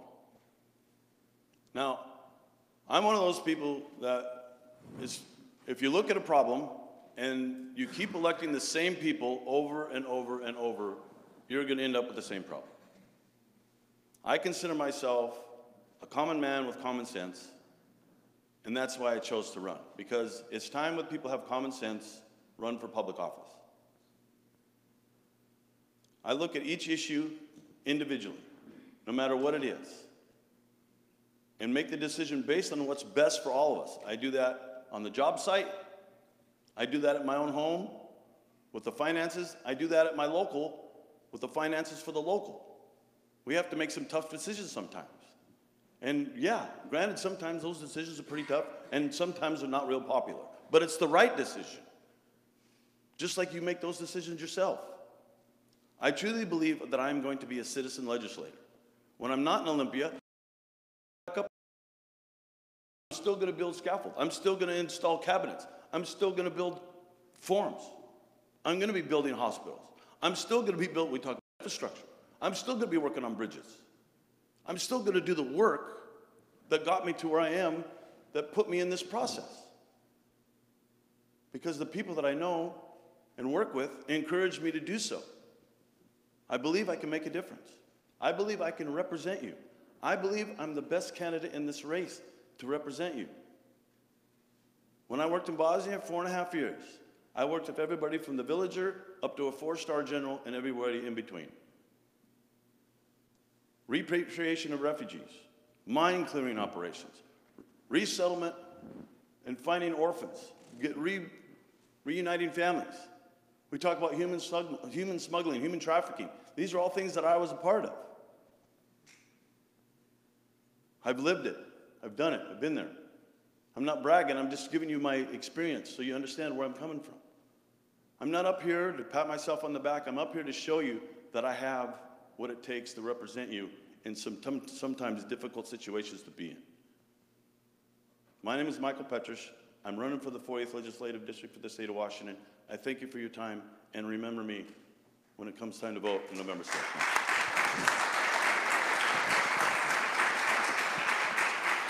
Thank you both, and on behalf of Sudden Valley and the members of the Sudden Valley Community Association, thank you both for coming here to join us and help us become more informed.